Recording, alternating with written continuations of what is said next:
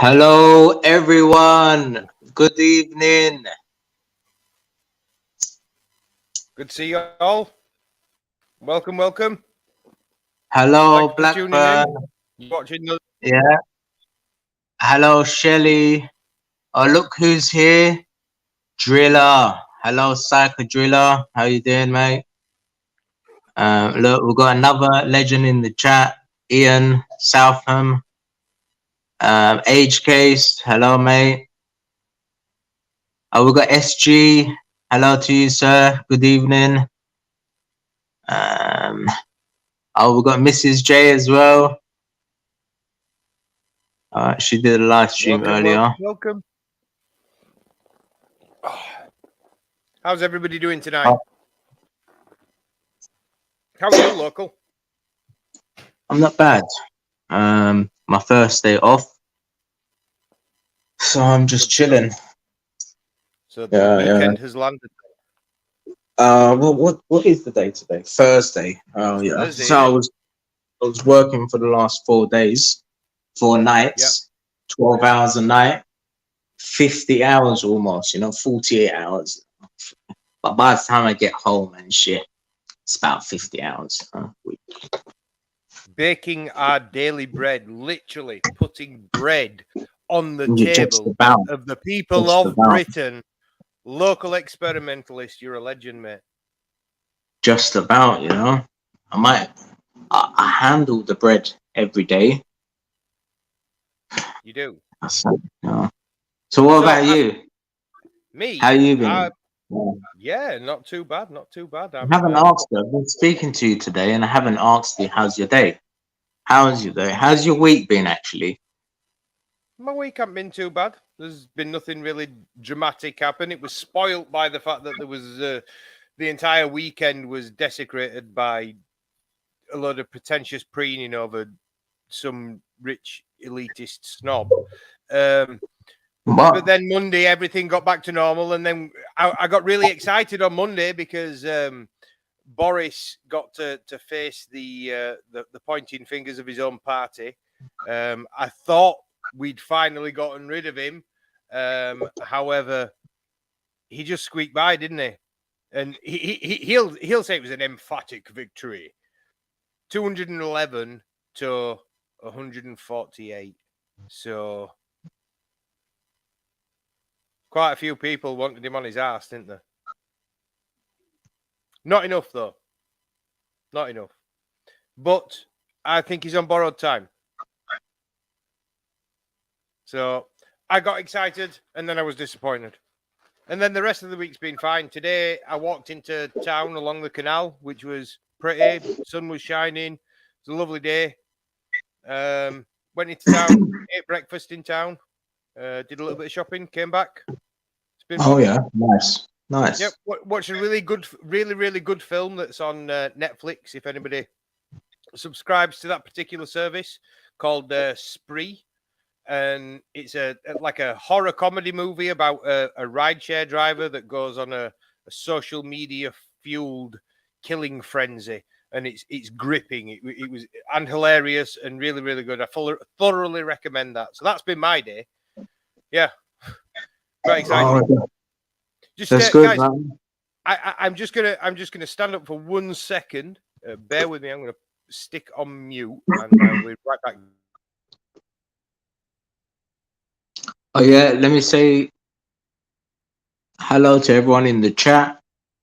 Trevor, all right, mate. We said hello to SG. Hello, Shelly again. Blackburn.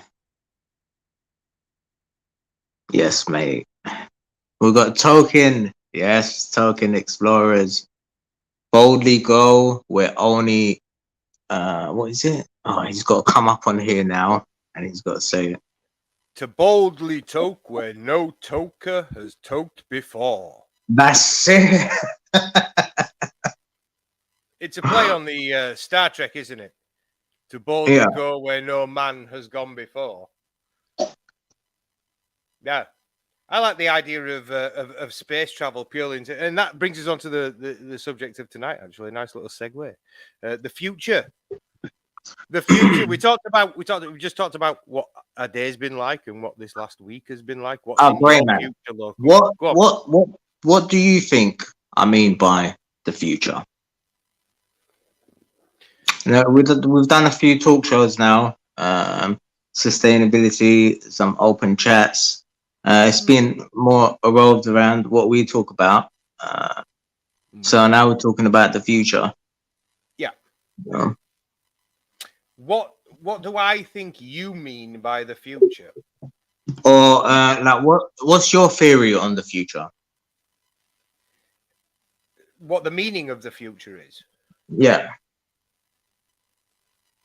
Well, that can be interpreted in a number of different ways, can't it? So the future can be literally tomorrow, which it is. Tomorrow is in the future, and the future is tomorrow. You could mean long term. Do you mean the future of humanity? Do you mean the progress that the human race is going to take, or do you mean the future of the universe? On a much larger scale, which ultimately ends in entropy winning the war and the heat death. Which future do you want to talk about, and how far do you want to go? Let's come closer to home. Okay. About 5 years into the 5 future years. now. Yeah. Okay, so what aspect do you want to talk about? Where do you see us headed in the next 5 years with the current problems that we've got now? We've got raising prices of petrol, grocery products, shopping products. You see, when It's gonna go up. economists and stock market traders, speculators, when they're trying to predict the future, it becomes far easier to predict the future when you foresee the future as being stable. Banks like things to be the same as they were yesterday. They're generally very, very conservative of banks, which is, why the boards are typically populated by rich old white guys. They're very conservative. So they don't like change because change is uncertainty, and uncertainty brings risk. Now, we live in a finely balanced, finely tuned environment, and I don't just mean the environment in terms of the planet and the climate and the trees and I don't just mean that. I mean our sociological and economic environment. It is extremely delicate and very, very finely tuned. And as we saw in 2008, one country can have an issue with a debt crisis that has ripples and effects that spread out across the entire world and cause recessions in countries, at the other side of the planet. We know that our global markets are that intricately linked that when America farts, China smells it. So it's the ability. Okay, hold on a second, Greyman. Greyman, I have to hold on. We got a lot of guests just coming now. We've got a queue of them. So one by one, I'm gonna ask you. You have to open your camera now and stick it at me, your middle finger. Okay, so a lot of ways. And then now, can you put your index finger? Oh yes, there we go. Okay, cool. Okay, so the first guest we're letting on is called Smoking VC. Hello, Smoking VC. Oh, hello indeed. Oh, hello. no. Oh my goodness. How we doing, man? Oh, glorious. You have no idea. Are you going to behave? Are you No, going hold to be on. well-behaved Scotsman? Hold on. So, hello, Smoking VC. Hello, Hung. How you doing, mate? My name is Smoking Vag. Smoking Badge. Okay, we'll go with that today. So the next guest we got is SG. SG, can you please do the same? Flip me off, and then put your index finger up.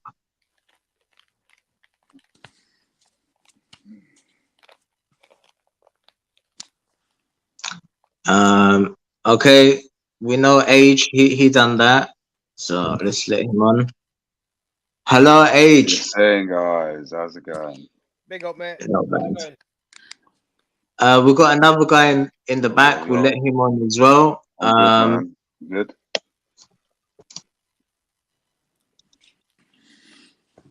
We've got David. Let him on as well. Hello, David. Hello, hello. It's Dave.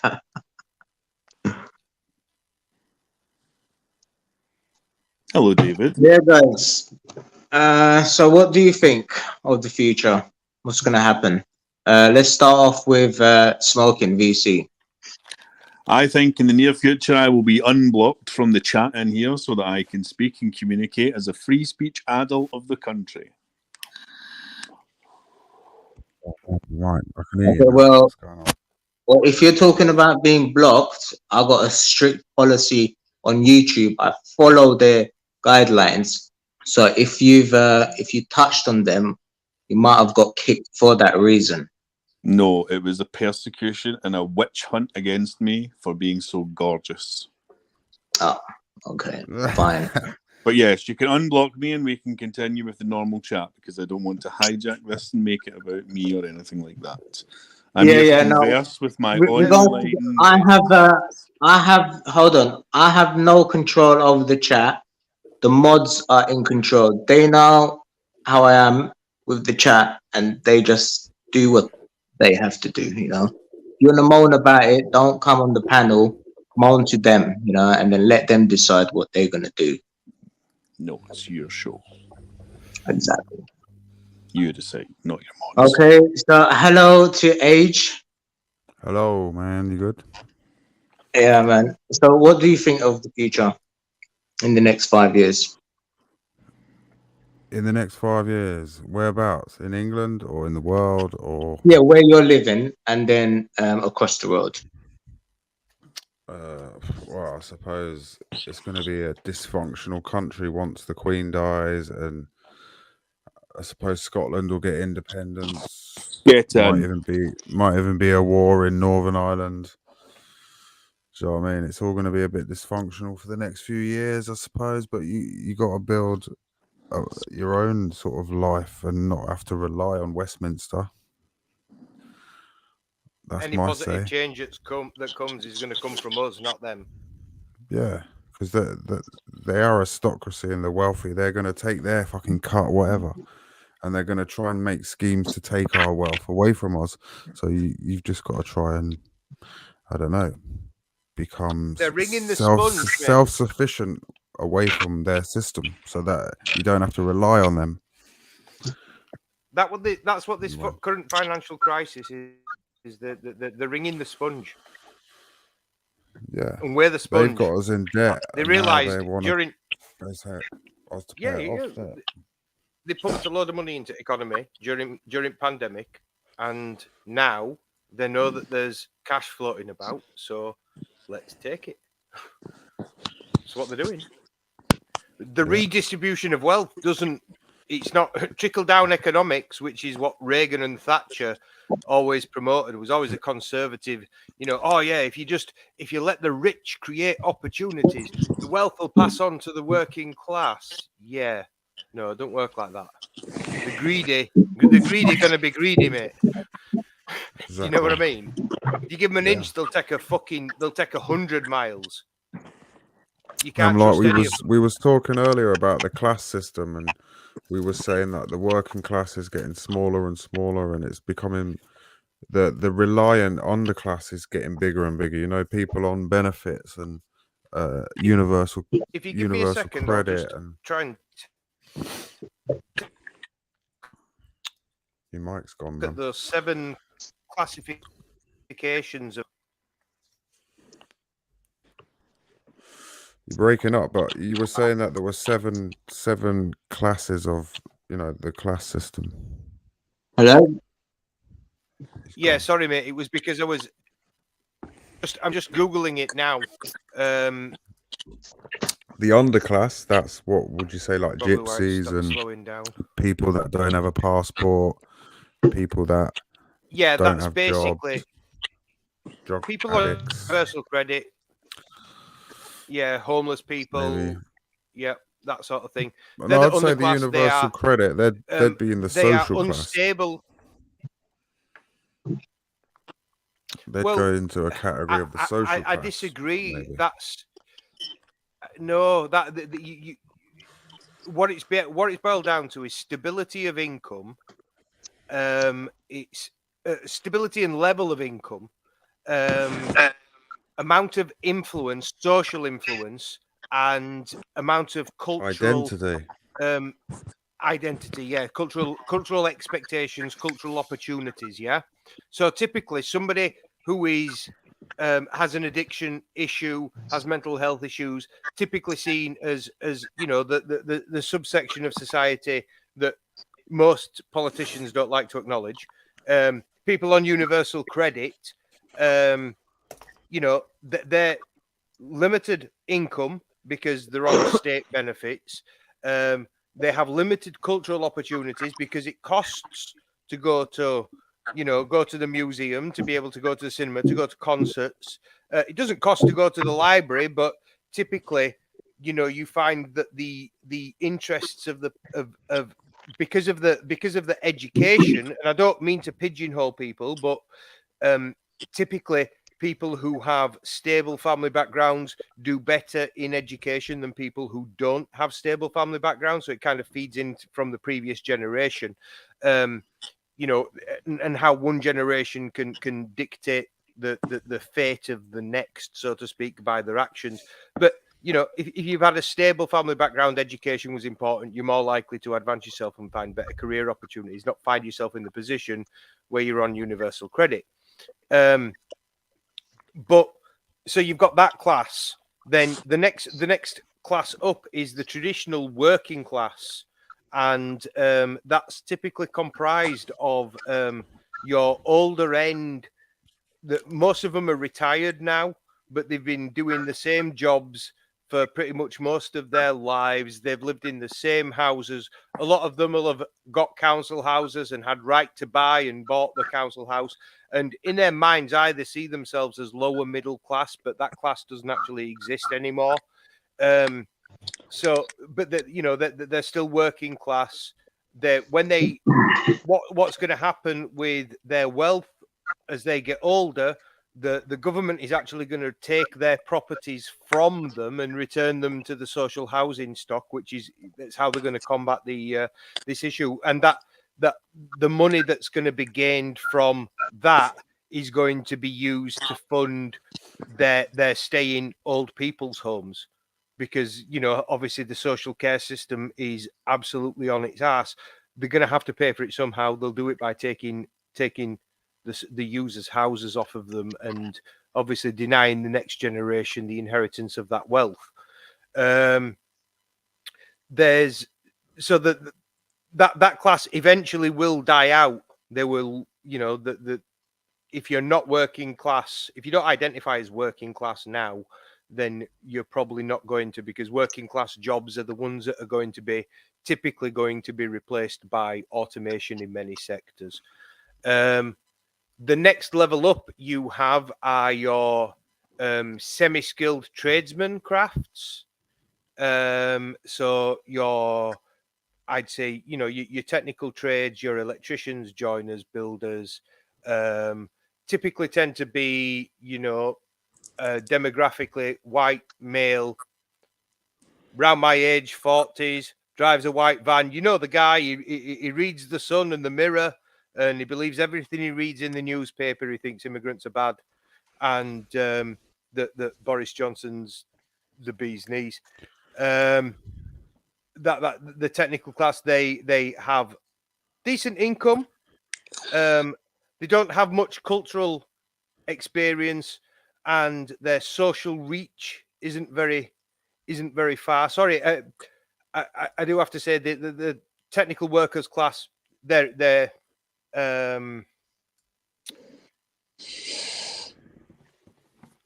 I've lost my train of thought here, guys.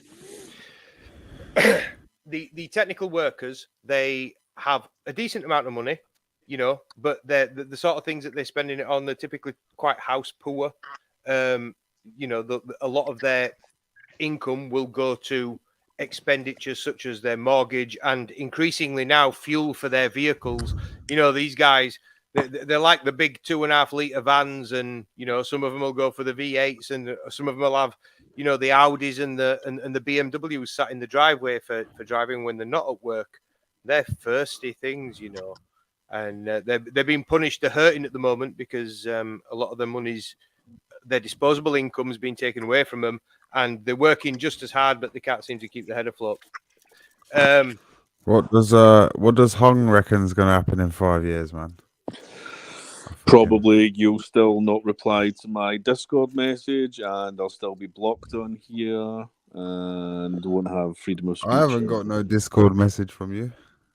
I'm gonna kick you out. Why? Bye.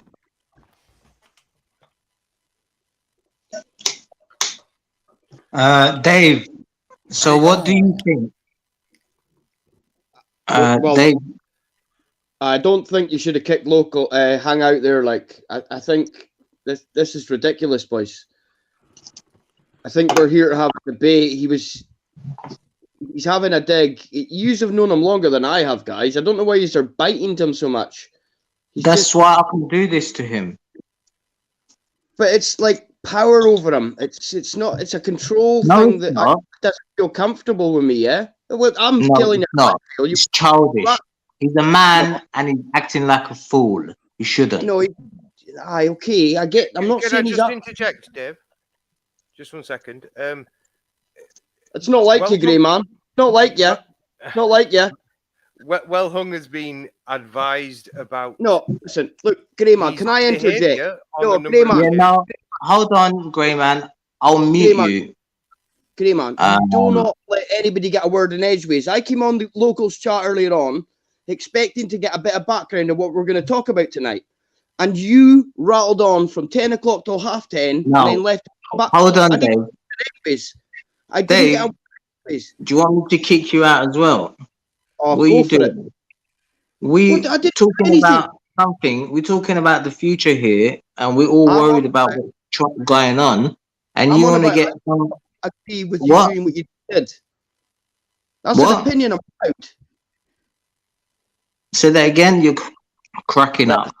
I don't agree with what you just did. That's an opinion I'm allowed to have.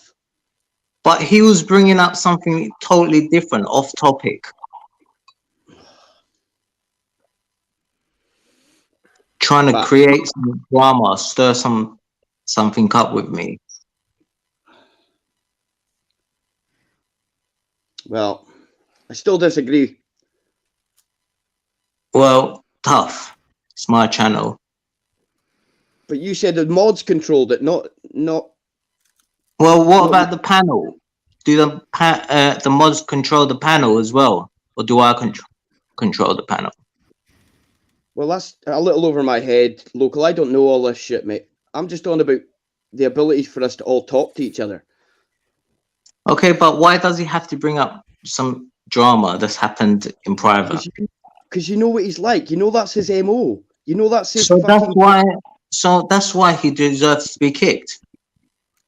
Well, that's where I disagree. Well, we're gonna have to disagree to agree. So I got something, yeah. About 10 years ago, I was under the impression that the next sort of 50 years or so is going to be a massive transition period, like from, fossil fuels. That's what I thought. What do people think about that? We got sold that, didn't we? But the petroleum companies, they're so invested in this, there's no way they're going to let that fucking go.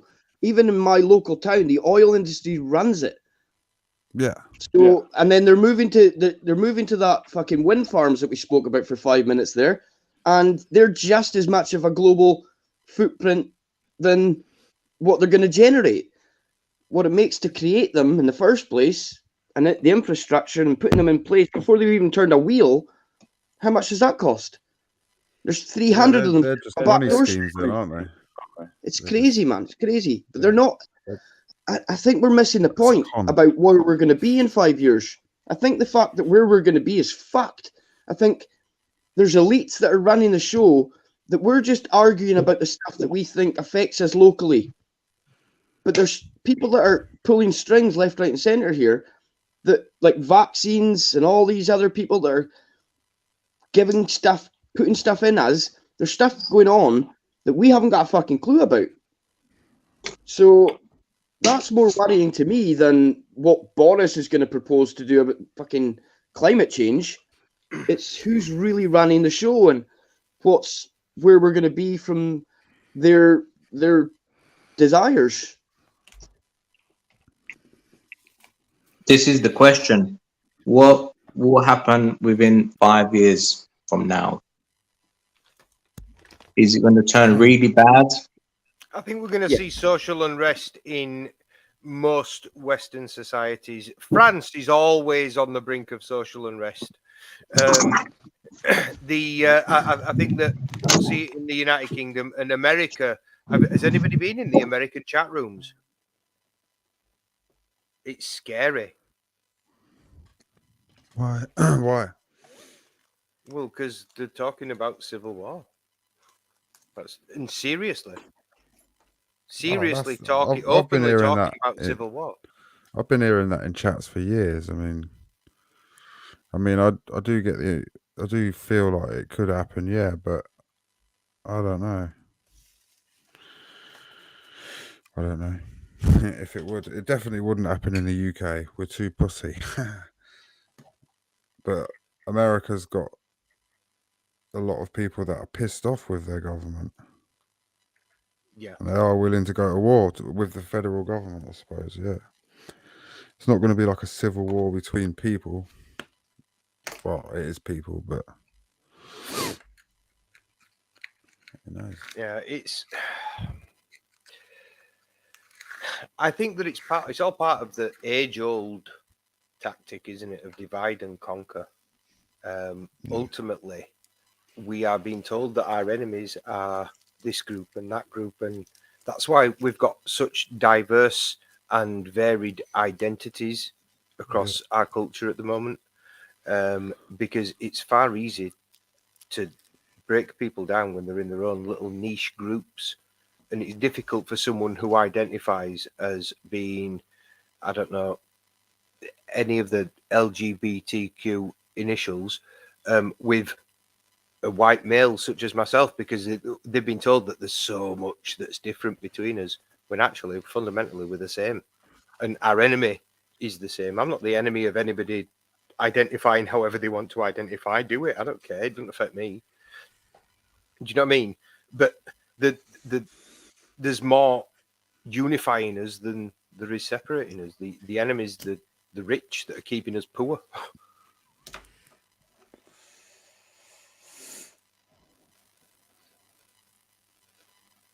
Yeah. This guy is still in the back chat. I've got like 15 messages here. Haven't looked at them yet.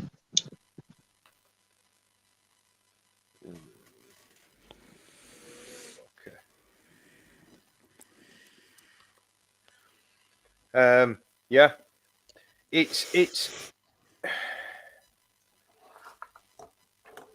I think that, as I was saying earlier, when economists look at the future, they like stability, because the more unstable it is, the harder it is to predict what's going to happen, and that increases risk.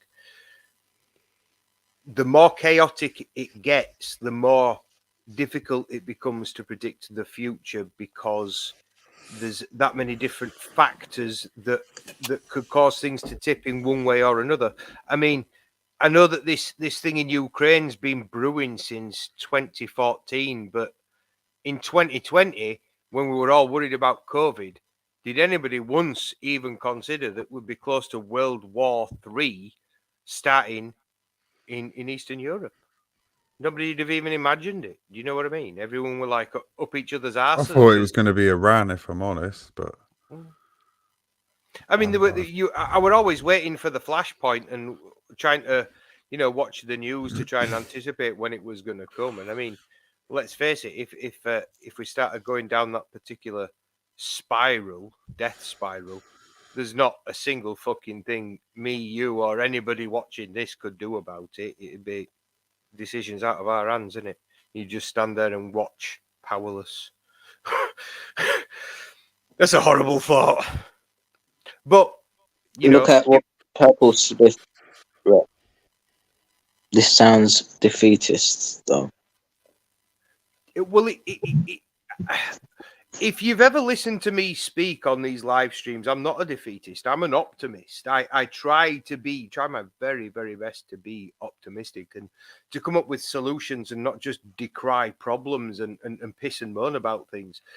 But the fact is, it's getting increasingly difficult, especially like with this week. My faith in democracy has just been blunted because of the whole Boris and surviving the no confidence thing. I mean, the guy's obviously a buffoon. If his own party can't tell that he's not fit to rule this country, then what does that say about his party? We're fucked. Oh man, I gave up politics fucking when they ignored like the whole country and went to a war with Iraq. Do you know what I mean? The problem is, though, you can try and not pay attention to what's being said, but it still affects you directly. As much as you might think that it's remote and distant from you, what they say and the things that they do affect your life on a daily basis. The amount of tax that you pay, the amount of benefits that you receive, the amount of the cost of your energy. They could have quite easily. They knew those energy companies were going to be making absolutely fucking record profits. Yeah, they knew it. They could have said, "No, you're not increasing the price. Keep the price the same. We know how much money you've made. People can't afford to pay it." They could have said that. They didn't. It's just a racket, then, isn't it? The whole thing. Of course it is, and it's because why do you think none of the solutions to this energy crisis are being made available? The fact is, if we all had micro energy creation systems located locally in the control of the people locally, then there goes their entire economy, their entire economic model is based on the sale of fossil fuels. If you take that out of the equation, the whole fucking thing collapses. Then maybe like a good thing to do for us is to like lobby people in power. Maybe like the Green Party or here's the thing, though. Anarchist group. Every single political party that is in existence has acquiesced. Well, the problem is, it doesn't matter what their intentions are, unless they go into Parliament with the intention of abolishing the monetary system completely. Because let's face it, right? Our problem isn't the political system; it's the fact that politicians can be bought. It's the fact that politicians act for interests that aren't in alignment with the interests of the British people because they or their friends stand to gain financially from doing so. It's corruption. There's no other word for it. Lobbyists, they are the scum of the earth, and also the mainstream media like Rupert Murdoch, they have a lot to be held accountable for because they manipulate public opinion to suit political ideals, political objectives, and they all work together to produce this system. Now, unless you had a political party that was going in with the very intention of dismantling that system, as soon as anyone else goes into that environment, they're corrupted by the environment. If you think of the economy as an engine, and then money is the oil that makes that engine run. It's the lubricant, yeah? Politicians are mechanics. They tweak the engine, they tweak the laws, the tax system. It's obvious a mechanic is going to have oil on his hands, isn't it? You know, a politician's exactly the same. You have to take money out of politics. You have to remove the ability of people with money to buy power and to buy influence. It's as simple as that. That's the only way that you can do it. And lobbying existing politicians is useless because they're all tainted by the same system. They've gone in with a certain set of expectations, and it doesn't matter how good your intentions are. It's the system itself that corrupts you. Yeah, man. It's like, look at Brussels. Apparently, there's 100,000 lobbyists and 100,000 EU workers living within Brussels. Yeah, it's crazy. The Who do you same think's around paying for those Westminster. You'll have thousands of like lobby companies and not just from the United Kingdom either, because UK no, policy all over influences Europe and the world. It influences world economies. What happens in the British, what laws get passed in the British government influences the world economy. The same with the United States. I mean, economies that big and that influential, it's impossible for it not to. So you've got people that are pushing not necessarily even British interests. Look at the Russian oligarchs and their tentacles that they've gotten into the Conservative Party. You know, there's been documented evidence of, you know, Russian oligarchs giving money to the Conservative Party, donations that should have been declared, that were actually illegal because they came from foreign powers. That's you can't get much more corrupt than that. A politician, a political party being paid off by a foreign fucking national. Fuck off.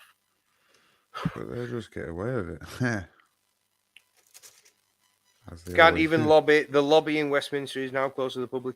No, lobbying occurs not just in the halls of power. It's called lobbying because that's traditionally where it took place. You know, people with an agenda to hawk would stand in the lobby of the Houses of Parliament and try and get the attention of the politicians.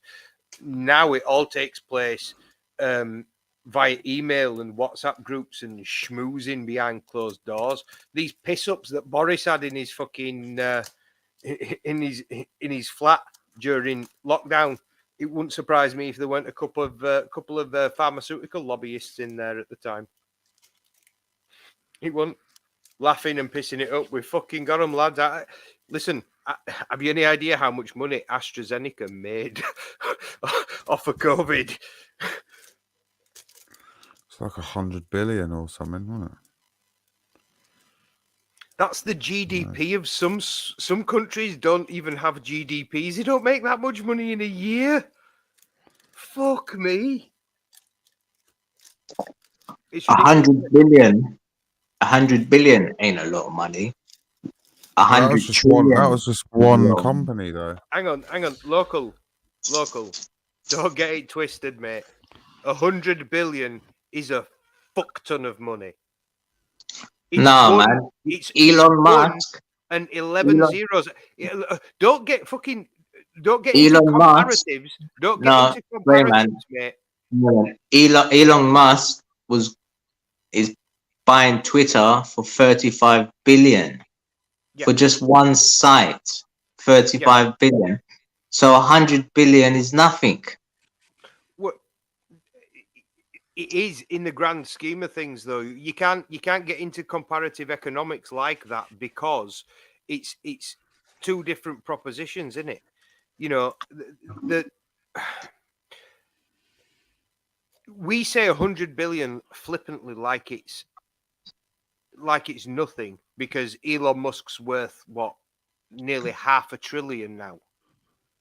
He's getting up there, isn't he? He's worth a lot of fucking money, but. Prior to, you know, if you go back to 1950 and if you said that one company made $100 billion in 1950, could you imagine that? The more people, the more consumers. You're absolutely right. Obviously, our entire economy is predicated on this need for growth. It is. And if we have a period where our economy doesn't grow, they call it a recession and they treat it like it's a really bad thing. you know, it's weird. The only two places in the UK that have been growing over the last 2 years is the City of London and Northern Ireland, because Northern Ireland's part of the single market, and the City of London is fucking the City of London. Completely detached now. You know, most the rest, of the rest of the UK is not growing; it's declining, sort of thing. Well, they're actually predicting that even with inflation, now inflation obviously on a face basis, on a material basis, is actually going to make it appear like your economy is growing because the price of everything's going up. So obviously, yeah, more money being turned over. But in real terms, the back end of this year, we're actually going to head into a recession. Yeah. And a lot of it has got to do with the fact that during the COVID crisis, we switched our economy. We switched from a service-led economy to a goods-driven economy. Now, the service-driven economy was obviously all the cafes and hairdressers and nail shops and all that shit that's discretionary spending. That's basically what it accounts for. But during COVID, nobody could spend money on things, you know, discretionary services anymore. It all went on to discretionary goods. And that's caused supply bottlenecks, which has caused prices to increase, because when supply is constricted, things become scarce and price goes up.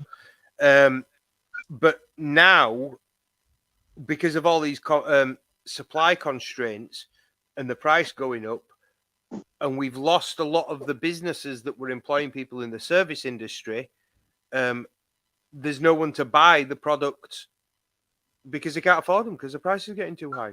So we're going to have this period of real volatility in the market, I think, and in inflation, and we're going to see quite a bit of unemployment, and I think some civil unrest. That's what I think. That's my prediction socially for the next Age, is this you? On a screenshot. Yeah. It's just from what we was talking about earlier. Like they're split. It's probably more than 100 billion in sales, but yeah. I mean, it's a lot of money. That's like I say, it's the GDP of some small countries. Yeah. And it's amazing to think that that's, you know, in the hands of share, and that's all government money, by the way. All of it. It's all money that's been paid to that company by governments from around the world. Now, that's in their hands, and the governments are now left. I mean, you know who the government is, don't you? When money goes to the government, it goes to the rich people in the government. Yeah. When money is owed by the government, it's actually owed by us. That's what it boils down to. Tax is illegal. It was used for the Napoleonic War, says Deborah Hart.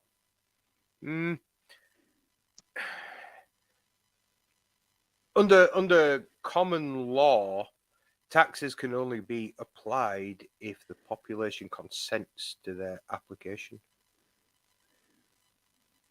That's. Let's get someone else on the panel. Get their views. Sure. The link is post in the chat. It's pinned. I think it's pinned. But I think we need to concentrate on getting rid of the monarchy, growing food locally. There's two good things, I suppose. Do you think what benefits do you think technology is going to bring in the next few years?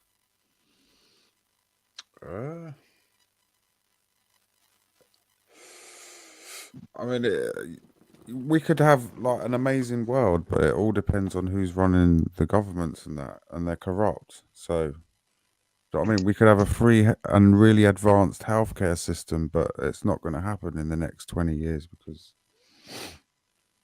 We've got cunts running the show. So do you think that the technology is being restricted? Yeah, of course it is. In so many agenda. in so many industries. So any technology that is developed needs to be a grassroots technology, doesn't it? Something that people can either make themselves or learn to make themselves. So there's no secrets, there's no patents. It needs to be like open source, and the information just given, people shown how to do it, because Hi there, Psycho. You're right, hello, Psycho. How's it going? Hello. Nice to see you again. I like the conversation that you're having tonight. I'm not going to be as much of a knob as I was last time. Good to see you again, Greyman. You too, mate. I like what you're saying. So we're talking about what's going on in the future. Yeah. Yeah. And I've been sitting here and I've been hearing you talk about a lot of negative stuff and pointing out the real obvious stuff. Yeah. And I like to think about the solutions. I've always been a guy who's a cup half full, like, you know what I mean? Yeah. So I'm watching what's going on, and I'm seeing all the fucking noise they're making about like Greyman mentioned about Boris. Oh, he went to the parties, he broke the rules, and all of that, and they're just making all this noise, and then you mentioned Ukraine, yeah, and all the noise that's being made by the press about Ukraine and everything, yeah. Now all you have to do is just go to any other platform, yeah, and you can type in and you find out there's people on the ground, like you got that Patrick Lancaster on YouTube. I watch him all the thing, and yeah, Russia has already won the peace in Ukraine, yeah. Russia is still the USSR, except for it's not Soviet anymore. It's a republic. It's a federation of republics, which is better than the democracy. And already the people of Mariupol, of Donbass, yeah, you can go and watch videos. They're signing up. They're getting pensions. They're getting given passports to the Russian Federation. Yeah, everything's open again, isn't it? Like shops are open, bosses are running. Everything's sweet, mate. Yeah. So like, what you got to look at that is like, if you're worried about your finances right now, yeah, buy the fucking ruble, mate. Get into the ruble, because the ruble is that they've just opened up Crimea. They've opened up the land bridge there. Okay, but I'll take a step back. Let's step back. Let's look at some local shit that's going on. Yeah, they've screwed the economy. Yeah, they've totally screwed it. But all they've done is screwed it so much that they're the ones who are on the chopping block. We've still got. If you guys, I don't take the universal credit because I took the piss too much in the 90s. I owe you guys a lot of money. So fucking that's how I see it.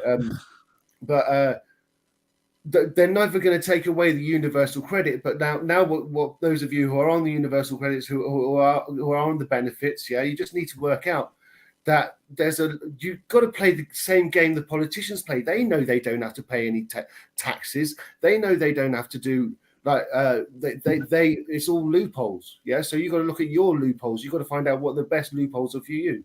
Yeah. It's like fucking, you buy everything secondhand. I live a good life, but I don't buy anything brand new, mate, because I don't want to pay any taxes. I don't want to fund their funnel. Yeah. You know what I mean? Yeah. So sure. I don't agree with you a lot of things, but I agree with you on that. Yeah, so then what we're going to do is they were talking about, but what's in the future? What can we do? What can we do? Well, there's a thing called, I don't know if you heard of the maker community. Have you heard of the maker community? Intriguing. Yeah, the maker community is literally all the fucking geeks, yeah, that have got into buying and creating 3D printers. Yeah. Now you can 3D print anything from little fucking like cogs and wheels and engines to your own home safety devices, to even a house, yeah, to an AR-15 receiver as well. Yeah, well, I'm not mentioning any of that on YouTube because like I've been shut down too many times and I don't want to bring that on. But fair play, well said. Yeah, yeah. Home defense devices is what I call it. We can all print our own home defense devices. This is so. What happened was, before the Industrial Revolution, everything was cottage industry. Every village had its own blacksmith, and that was your engineer. If you were fucking working or you needed something building, whether you were a labourer or you needed your bucket mending, you go down to the local mill or you go down to the local blacksmith, yeah? Yeah. The Industrial Revolution happened, if that's what you believe in the history or whatever, but let's just go for the common accepted history. Yeah, the Industrial Revolution happened. That took the industry away from the common man, you and me, and put it into the hands of the oligarchs, of the industrialists, where they went, okay, carry on. I just wanted to say on the subject of the Industrial Revolution, obviously I'm from Huddersfield, from Yorkshire, and we were literally the engine of it, and we had a resistance force to the Industrial Revolution rise up, a rebellion called the Luddites. Yeah, I know the Luddites well. I know the story well, mate. Respect to the Northerners. I always got to respect the North, mate. So what we're looking at now, yeah, we're looking at, like, you see what the World Economic Forum, you see how the World Health Organization, they just got shut the fuck down. Yeah, you know what I mean? All of their system is falling apart right now. What we need to do is spot what's going on.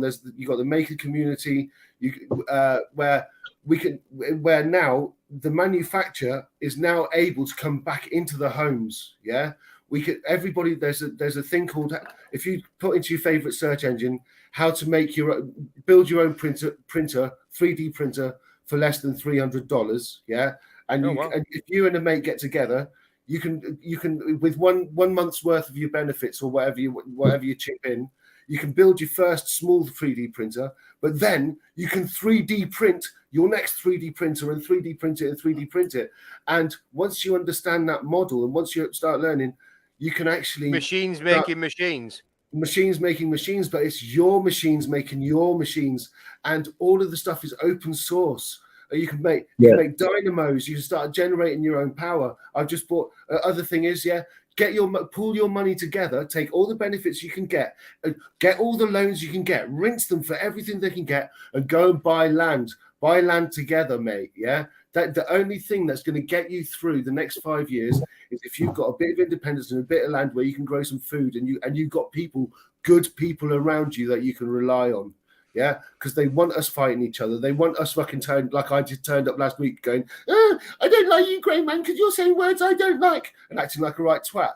You know what I mean? And that's what the cabal want. They want us to look at Ukraine going, oh, look, Russia's doing so many bad, horrible things. Meanwhile, they've been growing fucking alleged viruses in biolabs, and fucking the Nazis, they've been pumping money into Nazis and still are, and we still don't know what's going on with Epstein and all of that. Like, well, we just go, look, okay, that's your bollocks, mate. That's your fucking bollocks. I'm going to go and do my 3D printing. I'm going to find a mate who's got a few skills who I can share with him, and I'm going to go and get a plot of land, and I'm going to get fucking off grid, mate, because you guys are a bunch of cunts. Let's get out of the cities, get into the towns, and settle down. Anyway, that's what I was coming in and say. Like, I'll stop preaching now. Do you think you could 3D print those vertical growing towers? Yes, mate. You can 3D print. If you go onto tiny houses, or I think it's Kirsten Durstin on YouTube. Yeah, she's gone to Spain, and there's a family that are printing houses, mate. Yeah, using wattle and daub, so it's a straw and clay and sand mix. I built my own straw bale houses. It's a similar way. So can I just ask a question? Yeah. I mean, you guys talking about, I've heard Greyman talking about it local. You know, when is this all going to start, this growing your own veg and buying land? When's this sort of apocalypse meant to happen? 8 months, 18 months? Because I actually think you're years away from it. And I think you're all being, you said you buy secondhand stuff. Well, once there's no cash, you won't be. You will be paying. You will be paying tax on your second-hand stuff. Once there's no cash. They're never going to get rid of cash, mate. They will. That is the. I mean, listen. Go into a major supermarket now, and I'm not talking about a small little one. I'm talking about the big ones. Yeah, where they got 20 aisles, 30 aisles. And only 3 or 4 take cash. That's the reason they're doing that. So you won't be able to buy your second-hand goods because you'll be paying tax on that as well. Nah, bollocks, man. And that's when you will be owned. You will be owned. Every single one of you. They have got such a and you're all signing up on the whole of it. They've got the powers that be. You believe the hype too much, mate. You've been advertised to all your life by. I believe the hype. You lot all think the world's going to end in the next 18 months or 8 months. No, I don't, mate. I don't. No one said the world's going to end. Kicking the world's ass. Well, not end, but you know, the end of civilization. That's a long way away. Trust me, mate. My civilization as well is flourishing. It's amazing. Well, there we go then. Yeah. I don't know who you've been talking. I don't know. I'm not mentioning anything about negativity or anything to come on here. I've just come on here going like, we don't believe the hype. Yeah, the world ain't ending. This whole chicken licking mentality. Oh, the sky's falling in. Oh no, the financial collapse. The largest export that the UK has is financial services. Guess what, mate? We are the 1% in the UK. We are fucking privileged, mate. Yeah, we ain't got nothing to fucking complain about. Yeah, we've got it easy. Fuck America, fuck France, fuck Russia. Russia's bringing it back, mate. Yeah, if you want to win some, if you want to earn some money, invest in the ruble because fucking Putin's based and everybody else is a kiddie fiddler. You know what I mean? Yeah, the World Economic Forum is run by a bunch of autists. Yeah, that Einstein was a buffoon. Everybody that's ever been presented as the great and the good for the whole of our lives, from Hollywood and everything, has actually been a fucking imbecile. Yeah, once you realise that you've been presented with imbeciles, I mean, look at the world leaders. They're all a bunch of fucking morons, mate. Yeah, those morons they can't organise a piss up in the brewery. They just shot themselves in the foot over the last fucking 3 years, going, oh, watch out for the deadly flu, watch out for this. Oh, people are dying. Yeah, people die every day. Don't forget, people die every day. And like, I agree with you, but they're still getting away with it. Yeah, I'm getting away with it. Everybody's getting away with it. Everybody's getting away with it. There's nothing to fucking worry about. The sky ain't falling in. Tomorrow's going to happen. The next thing will happen after that. Yeah. They're trying to say that by 2040, there's going to be no petrol engines. That's been said by somebody. Oh, tell me you've never worked in the industry in your life before. Yeah.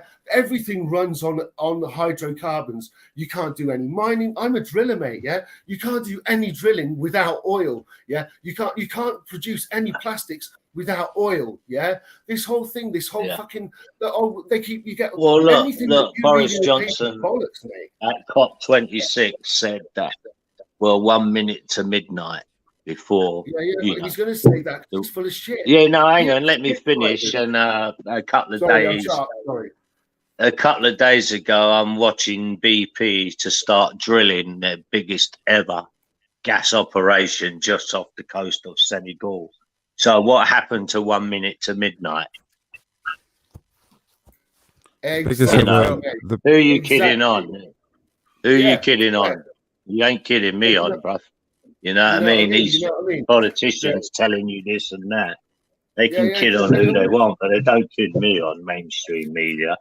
All I can say is I hear a lot of sort of negative stuff on these channels, and I think people should go out and live their lives and go and get themselves what they want, what job they want, and do what they want. You know what I mean? And just go on. Go if you're capable. I'm not having to go at people what saying incapable, because there's a lot of people what ain't, you know, probably, you know, who are ill or whatever. But anyone who's young and they're physically fit, why they ain't working, I don't get it, to be quite honest, because work's good for your soul and it's good for choices. It gives you money, what can buy you stuff. And it's, you know, I hear a lot of people on these channels also promoting things like Bitcoin and all that. And I'm thinking, you're going along with that shit if you're promoting that shit. Go and buy it. If you've got a lot of money, go and buy a few ounces of gold, a little bar of gold. It's much nicer to touch something like that to just look at figures, you know? I've got to say, though, have you not thought about, you know, there are some individuals that have almost a religious objection to the way that our society is like a deep philosophical and ethical objection to where the society's run. And I personally hold those beliefs, and I wholeheartedly wish to participate in that system as little as possible. I get that. I totally understand that, you know, but there is ways of doing that without getting, you know, just doing not a lot about it. You can still go out and, you know, earn money and do things, and just, you know, I don't sit on my ass, you know. No, I'm not saying you are. I'm not saying you are.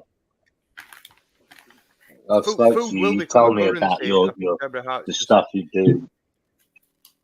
Yeah, you know, I'm up and about nearly every day. Yeah, same here. Every day I'm up at about 6:30. You know, get yourself busy. That's what I say. And some people just, I don't know. There's a lot of people complaining, and some people have got a right to complain about things what are happening in our country. You know, for instance, 5 hours for an ambulance and all that. What's all of a sudden changed that? What's all of a sudden changed everything? Where everything's so much. It's not all of a sudden. Well, it is. If you're talking quick, it's never ever happened so quickly as it has in the last couple of years, has it? For a pandemic, what only killed? Hang on, let me finish. What only killed people? What were basically elderly or infirm? You know, I think after the first wave, I think there was only 500 people. Still a lot of people, and it's a shame for their families and stuff. But it only killed 500 people out of the 50-odd thousand what died or whatever. You know, so at the end of the day, we're all forced to shut down and lock ourselves in. Yet they're flying in people. Something like 60,000 people were flying into this country every single day, and everyone was they thought they were forced to lock down. I never locked down. Well, you never locked down. I never locked down. I don't know. I don't think there's going to be that many people in the chat or even on the panel who locked us down. You're correct, but the British public did, and I'm afraid. No. Right, let's actually just take a step back. Yeah, let's like just do a general fucking chat. The majority of people in my life didn't lock down. I know that. How many was the majority of people in your life locked down? No. Well, let me ask you this question. I don't know where you live, but I live in London. Yeah. And when you came out, when Boris Johnson announced the first lockdown, I went out that night, and it was like you could hear a pin drop, and it went on. I've got photographs. I've got photographs of the M40 where there's not a car on the street. So they did. They did. Trust me. They did. So the majority went down. The majority of people went down.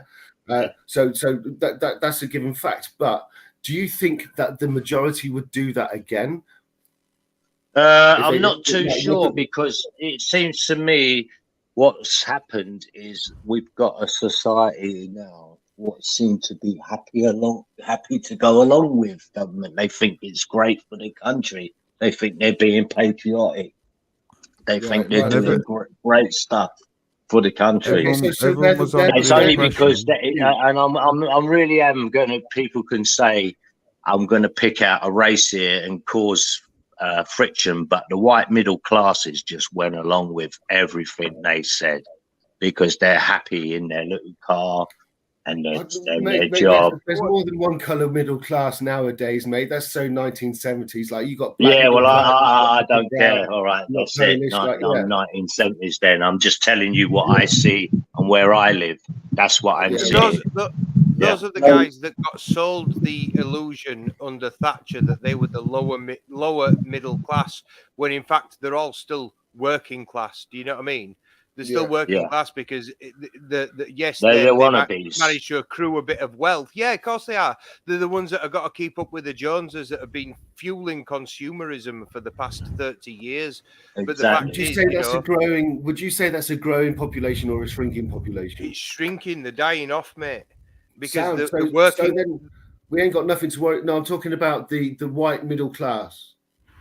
It's growing where I live. I think it's. I disagree.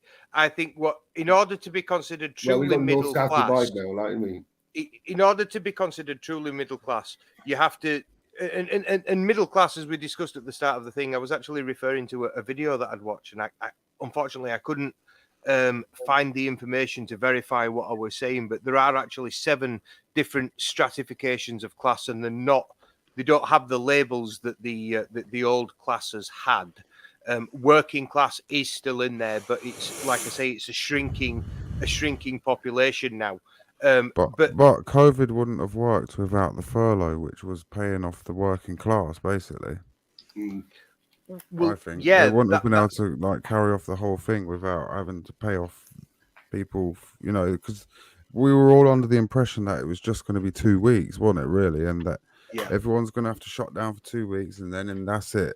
We're going to get look back at how to much work. money they borrowed. And then it was 2, and then it was 3, and then it was 4 months, and then it was 6 months, and you know what I mean? Well, obviously, first time in history they gave free money away to people, I believe. They were it's never happened in the history. Earlier. So let's put into perspective what a billion is. Yeah, if I got £1 billion, yeah, in banknotes, like £1 billion, the old school bank £1 notes, yeah, and I started burning a banknote a second, yeah, for £1 billion, it would take approximately 31 years non-stop to burn a quid a second. That's how much £1 billion is, mate. Yeah, is a billion 1,000 million. Yeah. And if you were to do that for $1 trillion, just a number. Just a second, where's the score? Well, they spent 400 billion on the pandemic. So 400 billion. 40%. Yeah. So that's 400 times 31 years. Look, you've got a problem in the world when 1% of people own more than the 99% of the rest of the world. Now, that's a major problem. Now, you talk about parliament and stuff like that. Nearly every parliamentarian nowadays is from one of the big universities, whereas in the 1980s and 70s, it was around about 70% were. Now, I think it's up to 90-odd%. So they've lost touch with the working class man and woman. They don't know what they're doing. You know, I'm not being funny. You get a lot of these Labour MPs, especially women, when they say, oh, I'm a woman of colour. I've been sort of had it hard. Yet they went Cambridge University. I'm sure they've really had it hard. You know what I mean? Well, give me a break. You don't know until you've walked a mile in someone's shoes. I have never been the victim of racism, and I would hate to be the victim of racism. Do you know what I mean? Or sexism, for that matter. Or sexism. Yeah, do you know what I mean? I'm an immigrant. I'm an immigrant, yeah, and I turned up here in Christmas Eve, 1979, yeah. And I came from what is now known as Zimbabwe, and I turned up with what people called a South African accent, yeah. And I've been raised with black people all my life; they were the majority, yeah. And I turned up in England, 1979, yeah. And all the people I identified with as a 6-year-old boy, yeah, were hated by the whites, saw everybody white as an enemy, yeah. And I went to a school in the Midlands where there were a lot of black kids, yeah, and I got treated like the ultimate enemy. And I just come from a country where I was brought up with all my friends were black. You know what I mean? It was a totally weird dichotomy because also I came because I was in a privilege when I come from Rhodesia as well. So I was from an upper class situation, coming to a place where I didn't. Yeah. So all the white kids treated me like a dirty foreigner, and all the white black kids treated me like a really fucking dirty foreigner. You know what I mean? Yeah. So you'll agree having those experiences, it's hard, isn't it? And if she's had those experiences as well, it does give you perspective. So I think she's got the right to say that maybe she had it a little bit, even if she has gone to Cambridge, because you don't know the suffering that somebody's caused until you've walked in the shoes. And like I say, but the thing is, yeah. The words that were said to me as a child, because of you missed the point there, Greybeard, where I was going there. Nothing to do with any suffering. It was about the upbringing. That if your parents can afford to put you in Cambridge University, you're not working class. That's what I'm trying to tell you. The parents maybe, but she wasn't. If you want to stand for office, you should have a period of qualification that includes spending a year living on national minimum wage in local authority rented accommodation. You should have to do that in order to go into office, because you have to understand. If you want to be in the you should have to MPs, do it. They should all have a budget. They should all have to run their fucking budget on what they expect us to live our lives on. Yeah, they've got it ass about face, mate. Yeah, every budget.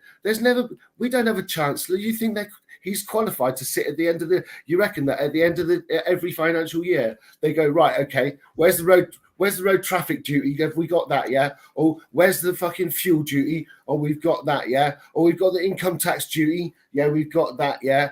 Oh no, mate! It all just goes into one massive fucking funnel, which is the debt. Yeah, and the debt is never, ever, ever going to be touched. After 2 years, 3 years of nobody working, you think all the money that they borrowed last year to cover that, the billions of billions. Look, 31 years a second to spend £1 a second. Yeah. 31 years. It's just one massive Ponzi scheme. The only solution is for us to go, we are not having anything to do with that, yeah? We take everything we can from them because that's what they're doing in our name, but fucking we just need to take their fiat currency and invest it in any way we can into recreating the working class, recreating the manufacturing class, yeah? We need to open up the mines, we need to open up the steel forges and get back to work, because we have been living through a state of a velvet gloved communism. That's what we're in right now. Is velvet gloved communism, and it's about time. No, I don't think I agree with the communism. I don't think in a communist society you have such a not a truly communist society. You wouldn't have such a concentration of wealth at the top, would you? Oh, mate, yeah. Have you not heard about the party? The party was the most. They had the most concentrated wealth, mate. Yeah, but you know what I mean? How else do you get the Soviets weren't 50 million? The Soviets weren't. They weren't true communists, man. They weren't. No, mate, no, I'm talking about the ones that the models that have failed.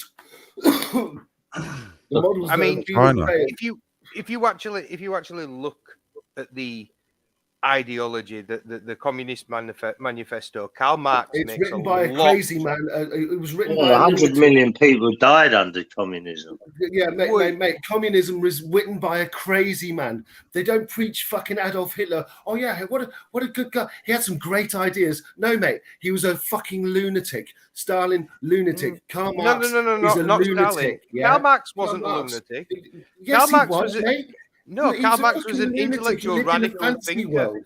Well, he lived in a fantasy world, and he was promoted just like all of them. They what they do is they find lunatics and they go, "Oh, he's got some good ideas," and they go, "Yeah, let him install those good ideas. We're going to indoctrinate a few people, and then we'll fucking destroy and rape the countries." And that's what communism was always designed for. It was. Do you know where just like Karl Marx Pasteurism, just like the whole viral theory? They got a lunatic who didn't have very good. Yeah, I agree, man. Yeah, all these and now it's just like Elon Musk, to change the new Bill Gates, all middle class, all upper middle class, no working class. And it's all the fucking gossip going, oh yes, Louis Pasteur, isn't he clever? He said a lot of words that I don't really understand, and this seems right here. Okay, and look what's happened now. We're all fucking autistic. Yeah, thank you, Louis. Nice one, mate. Thanks, Jenna. Nice one, mate. Yeah. Okay. You know what I mean? Blaming Louis Theroux for autism. No, Pasteur. Oh, right, okay. Louis Pasteur. Yeah, Jenna, not Louis Theroux. No, I'd say can I actually pose a question? What role do you think technology has on autism?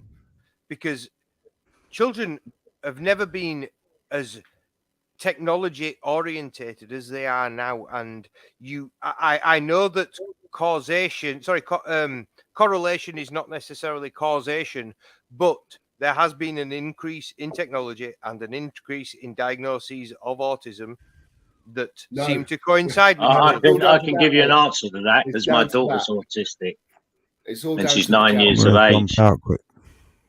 Peace out, guys, man. Take it easy. See you later, mate. See you later, Age. Thanks for coming on. It's all good. Yeah, I'll give you a quick answer to that. What technology has done for autism? My daughter she was 9 the other day, and 4 schools couldn't teach her to read or write. She started to read and write now she's going to a special school now. But her speech therapist, they kept wanting me to go back to the speech therapist, which I said, why? She has nothing wrong with her speech. She was at first, she was well behind all the other kids. You know who learned her to speak? YouTube.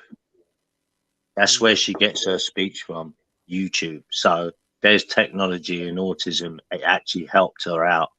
She learned to speak through YouTube, not these sort of channels, kids' channels, obviously. Yeah, of course. But she speaks very well now, and they still wanted me, with all the other problems, to go to this speech therapist. And I said, there's no need. She speaks perfectly well. In fact, she speaks very well. So it was a positive on her.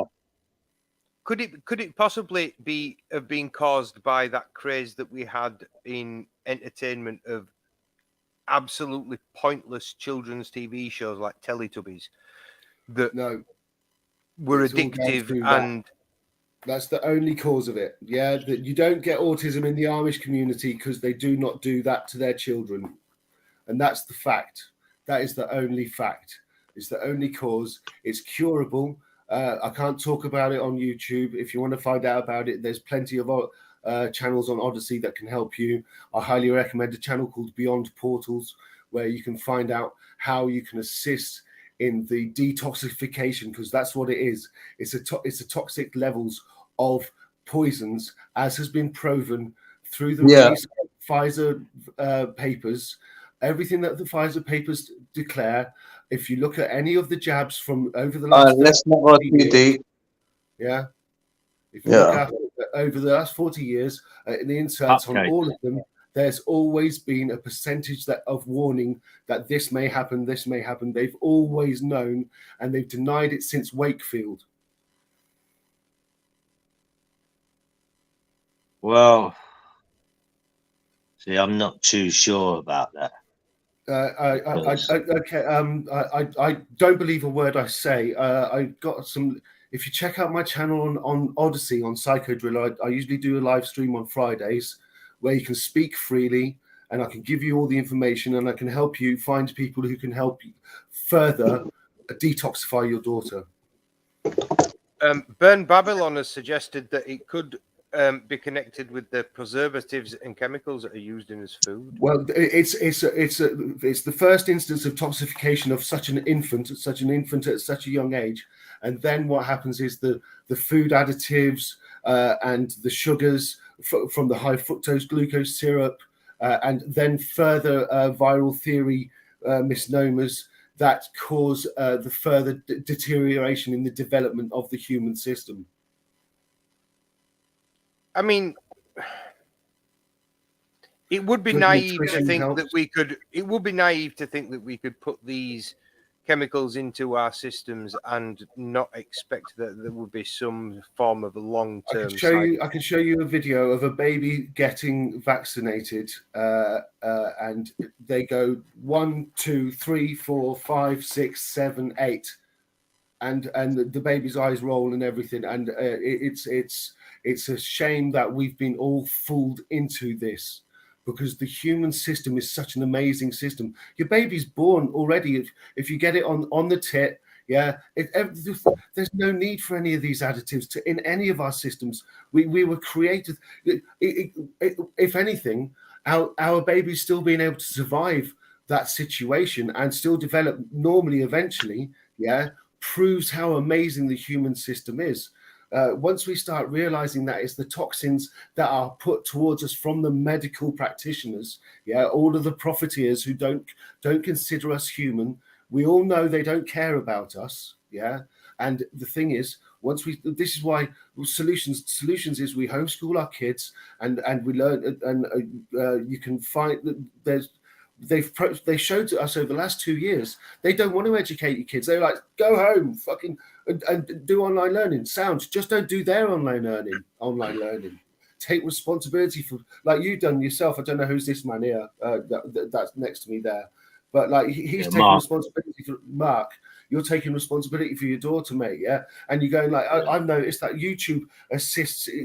She engages with YouTube. Good, run with that. Yeah. See what take time with her whilst she's doing that, and then you engage with what she engages, and then you can bring her and bring back that beautiful soul that's almost been lost. What you're right in a sense, because Google Classroom we never used once, and I actually refused to use it. But what we used to do instead was go out and feed the squirrels and go looking for stuff like that. Yeah. What would be interested in. Yeah, but the normal and she stuff enjoyed that more than age.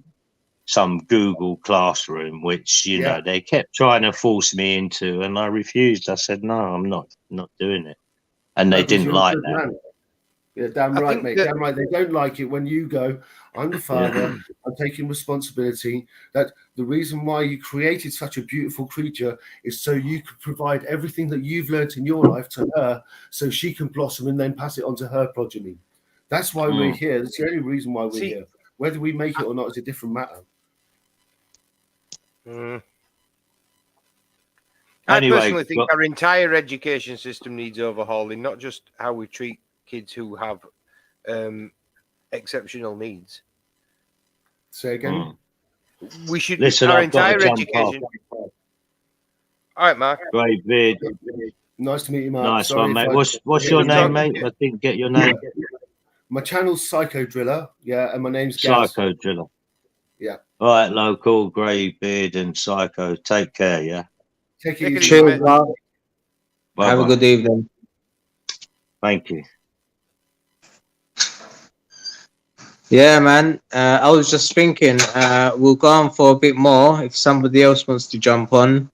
The link is in the pinned in the chat. Right, so I've seen this question just down here from Agent. And she said, "Why is everyone who is not autistic?" Yeah. Well, the thing is, there's they don't do very good training. What it is, they get bottles of. It's like, okay, you know how you get dilute to drink orange, squash, and they go, right, you get that much, and you add it to that much to get the perfect measure.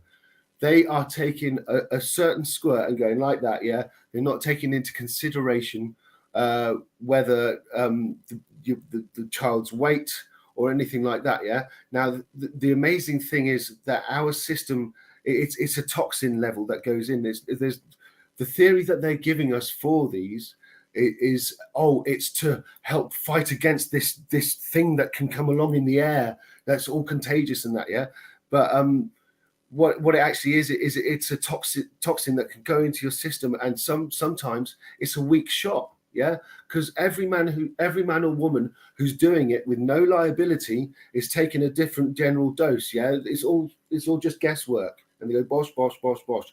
I've got a feeling that a majority of people who realize that they don't really know what they're doing, because there's a saline mix as well, they're just doing a bosh in the saline. But now, since they started doing this, the saline mix has got a toxin in it as well. I can't mention any of this on YouTube. You can come and you can find it all out on Odyssey, mate. You can go and just type it into Odyssey, and you'll find a lot of very good qualified people who can tell you this. See, I used to work in a hospital, and I've had a lot of contact with healthcare professionals. A lot of the social circle are mixed with nurses and etc. And I did actually look at studying to take up that profession myself at one point. But part of the prerequisite requirements for the education of that was quite an advanced level of math. And the reason that they require you to do that is because precisely because you do calculations when you're administering any drug that takes into consideration different factors such as the child's weight, height, body mass index, all that sort of thing. And they do factor it in to determine what the dosage is going to be. And I assure you that they do. I understand. It's a general rule of thumb, though. It's not specific, because there isn't like 3 months to 8 months. There hasn't been done the study of a correlation. It's all based on theory and mathematical models. This is why in the inserts, in all of the inserts, it says 1 out of 10,000 may get this, 1 out of 100,000 may get this, and every single thing that is generally autistic, is mentioned in those inserts. And one of 3 of any one of that, you could be that 1 in 1,000 and that 1 in 100,000 and that 1 in 300,000 mathematically. So Bosch, that's where it's coming from. I actually have a personal story of a family member that died after the administration of a vaccine. It was during swine flu, and that was the worst. Basically, he'd been a heroin addict for a number of years and managed to get himself clean and moved on to methadone, and he was also smoking. He was smoking crack and drinking, which obviously is not really a great replacement for heroin. But no. Anyway, he was taken to hospital suffering with symptoms of swine flu, and the doctors administered the treatment that they had at the time for it. They were unaware that he had other substances in his system at the time, and the medication, the vaccine, whatever it was that they gave him, reacted with the drugs in his system, and it just caused a total organ failure. I understand that there are from the market though as well. There are from the market because it killed more than 7,000 people in its first month of administration in the US, and it got totally ripped off the market. The new vaccine is nothing but the old vaccine repackaged. They called it mRNA, but it's all theory. It's all bollocks, mate. It's just more poison. It's just a different poison to get rid of us, mate. You know what I mean? Yeah. And the thing is that it's been a slow, like if you just look at the levels of autism that from the 80s, it's been skyrocketing. The correlation is with the jabs. Can I just point out a flaw in your logic, just real quick? What business model is sustainable that goes about killing its customers? I mean, smoking is a great example. It's called non-liability. They've got a non-liability clause, mate. They've had it for over 30 years. Bear in mind, it's the same interests that require these. It's the same people funding the war in Ukraine, which is killing people. Well, what I'm saying is their entire system is predicated on the fact that we are able and willing to go work for them, literally for them. We work for them. Our labor puts profits in their pockets. Yeah, but not enough. They want machines to do our labor. Well, of course they do, but I mean, I don't think that there's an agenda to wipe us out. I think that's might be a little bit paranoid. It's to cold. No, it's not to totally wipe, but it's not to wipe it out. It's not paranoia. It's out there. Just check out all of the. You can literally go and watch the World Economic Forum talk about it this year.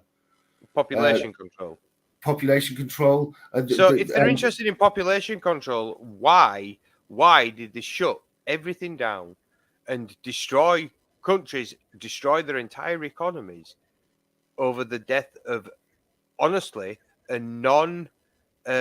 economically productive sector of the community? Because in the early stages, they said that the illness was affecting the older generation disproportionately. Yeah, and those are the people. Now, in terms of economics, they're liabilities. In terms of economics, the economic liabilities, we spend more on social care than than in other sections, and there's quite a large population. People are living for longer, and we're going to have to look after these people for longer. And this disease was affecting that particular population. It would have made sense. Yeah, it would have made sense. It would have made sense if they had a depopulation agenda for them just to let that population expire and not shut down the economy. But more people, but the pensioners who died due to the claim, they died because of that, not because of they died because of that, mate. But what I'm saying is, it doesn't make any. Why would the pensioners to wipe them all out? Because the pension pyramid scheme is dead, mate. Yeah, they can't afford. Yeah, in 5 years' time, I'll tell you what. In 20 years' time, mate. Yeah, when you and I are of pensionable age, yeah, there won't be any. Yeah, is what the theory is. But the thing is, they can't not get another loan next year. So all it's going to be is like this. I've told you, it's going to take. They're spending £1 a second, to borrow 10 quid a second. You know what I mean? Yeah, it's fucked. I understand this is. I think that. I mean, look, my opinion. They had to get rid of some of the people who are the majority of people, the pensioners. Let's get rid of them because we're going to have new pensioners soon. Who hopefully by then we can then jab them away, or we'll have this euthanasia scheme which they've been promoting in Switzerland for the last 30 years. Well, you know what I mean? Oh, you're too ill to live. Do the world a favor. You know what I mean? They've already got do not resuscitate. They've already got that without any consent. They literally called end of life schemes. Yeah. You know, white male life expectancy in America has actually decreased in the last 10 years. For the first time in history. I don't believe stats, in American history. You don't? I don't believe stats. I think 99% of all statistics are made up on the spot. Vic Reeves, thank you very much. 1987. Good. Thank you very much. Try the video. It's a classic. It's a classic. It's hard to be original when all the great stuff's already been taken, mate. You don't mean that I still can't use it. Hey, there's no copyright on humour, brother. I don't think there should be copyright. And how can you own a thought, for fuck's sake? You know what I mean? Yeah. Well, this is okay. This now we come full circle. Yeah, to go back to solutions. Yeah, the beautiful thing about the maker community is it's branched off into a market. There's a marketplace and everything. But if you get into it, especially if you're homeschooling your kids and you and your kid, or if you've got any younger family or any family members, you get together and build your first 3D printer, and then you can build each other's another 3D printer.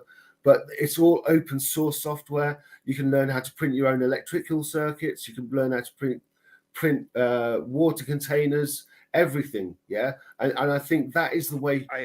That's where I'd like to see the education system being utilized by the parents, where it's everybody's homeschooling and homeschooling networks. So you have kids with families meeting up with other families who've got the same interests, whether you're into motorbikes, whether you're into martial arts, whether you're into cooking, you know what I mean? So and totally step away from the government and parliament, because then what they've got to do is they've got to fund themselves. Taxes are voluntary. You learn that taxes are voluntary and you don't have to pay them. And that way the system eats itself, because we're no longer funding it and we start looking after ourselves a lot better. You're going to take away your reliance on it. In my utopian vision, I kind of see a giant geodesic dome greenhouse growing a load of food with a load of houses dotted around the outside of it. And the food that's grown in that greenhouse feeds the people that live in those houses. Now, during the day, you go into the greenhouse and you do what little bits of work. Most of it can be automated it's all totally automated. It wants to grow itself, mate. Yeah. Exactly. So you just leave it to do what it does. And guess what? You show the kids, because that's how they're going to feed themselves for the rest of their lives. Exactly. You get them, and here's the thing as well. Be engineers. We teach them to be engineers. We have all the freedom to do what we want to do. And the only thing that's stopping us from doing that is relying on a Victorian system that should have been dead a long time ago.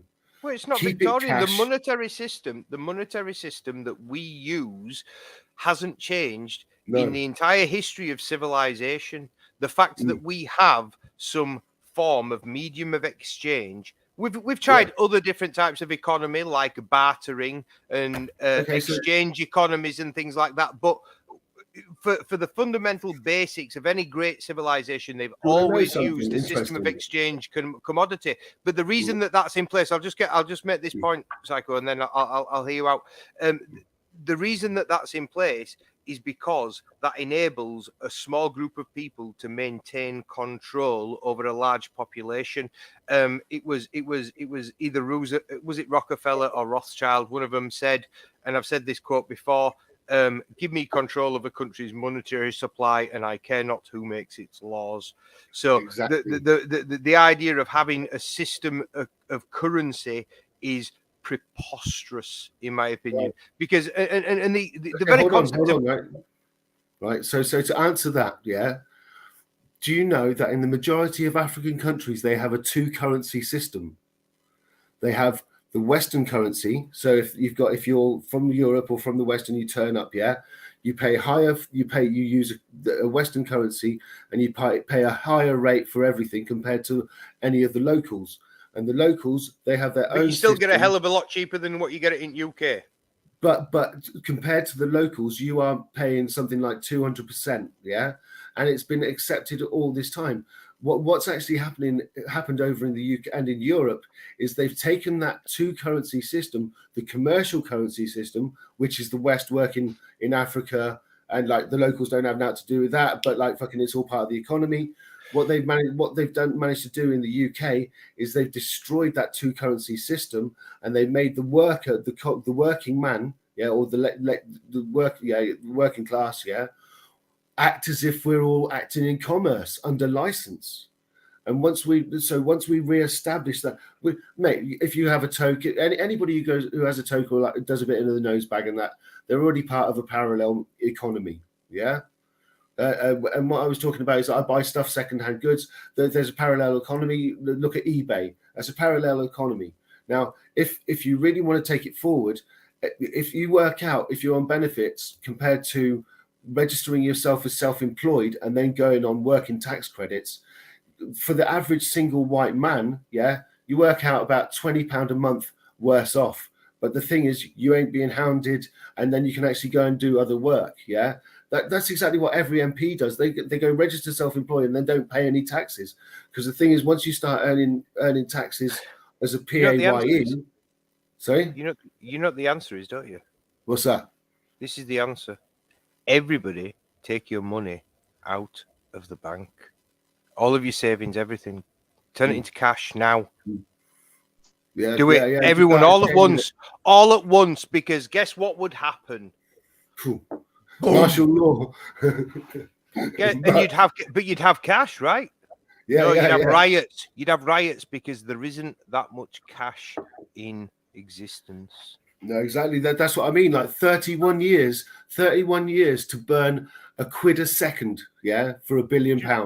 2008, the financial crash, when they had the run on the banks and the queues outside like Northern Rock, when they were collapsing, of people rushing in to try and get the life savings.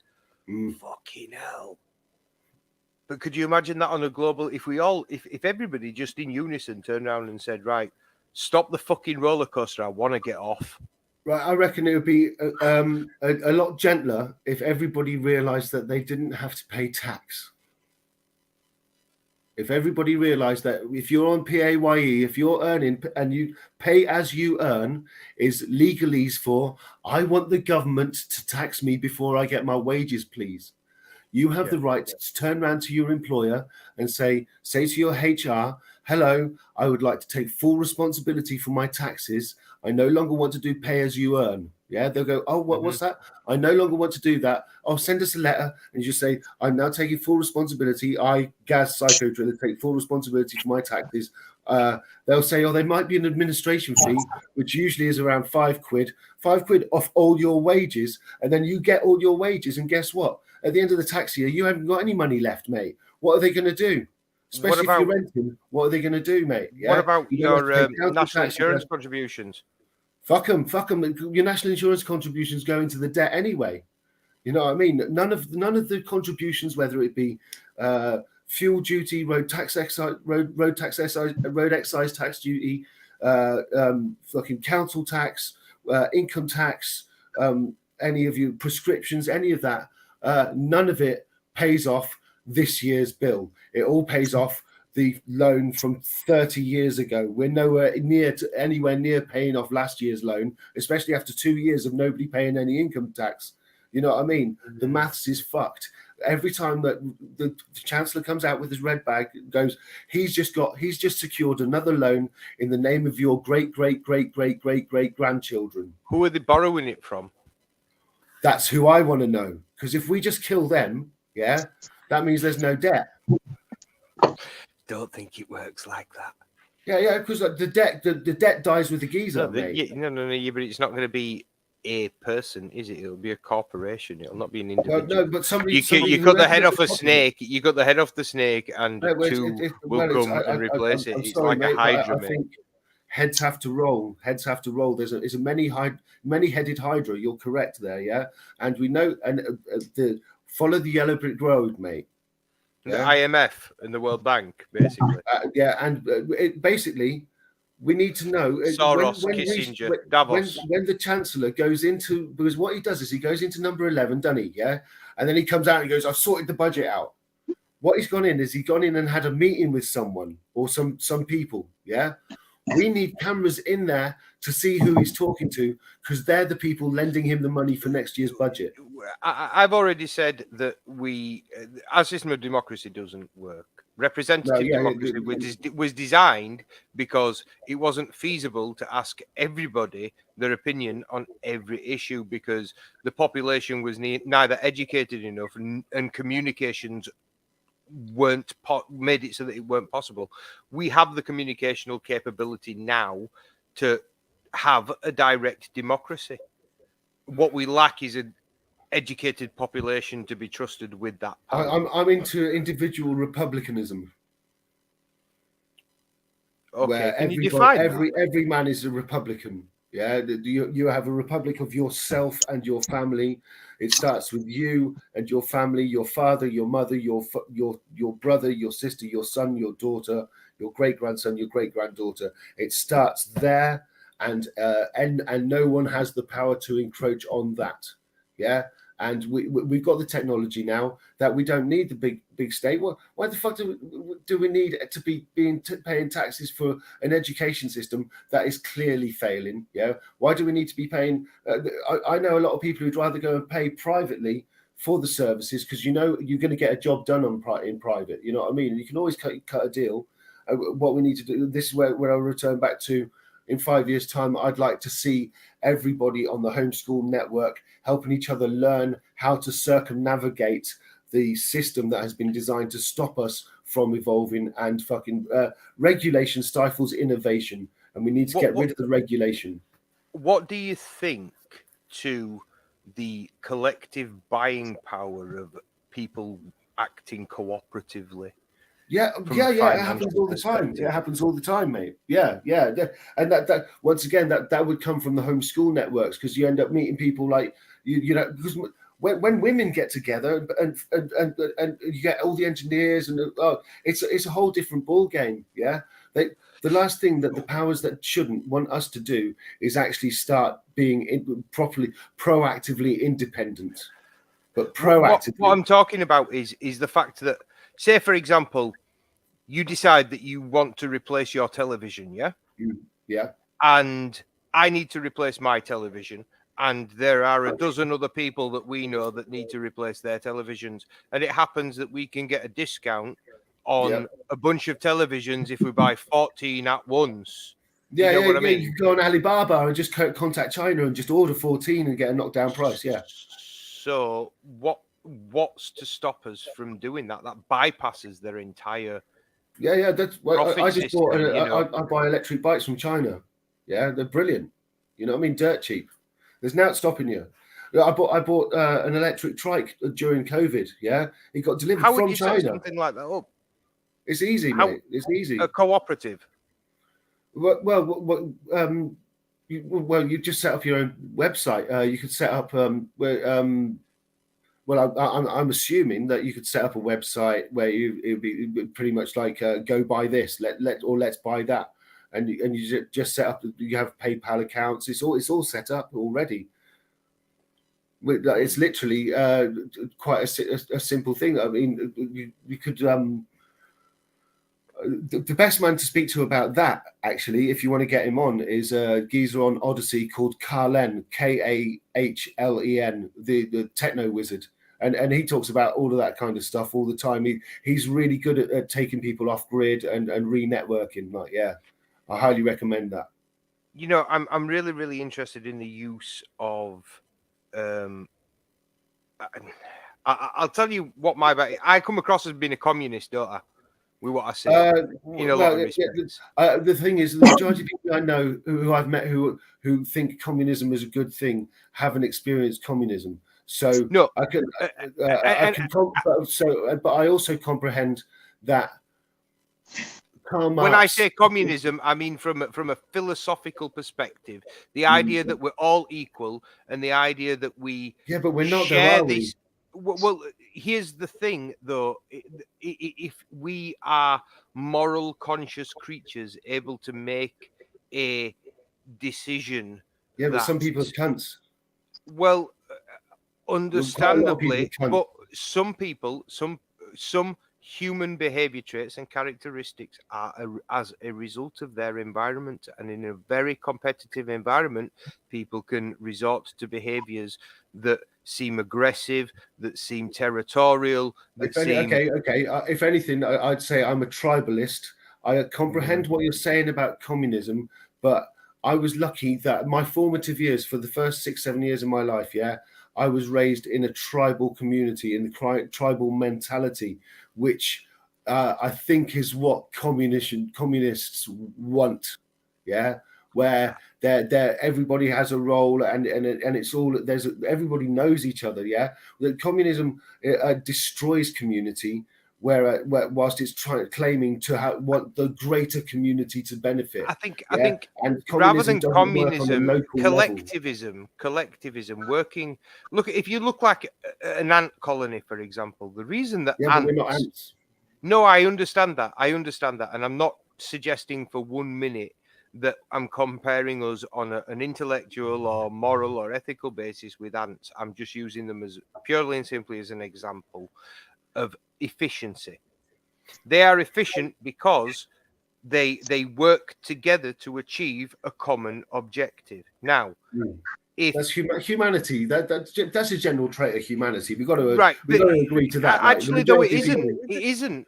Let's look at the evidence. If you go back even to our days when, before we were what is now recognizable as man.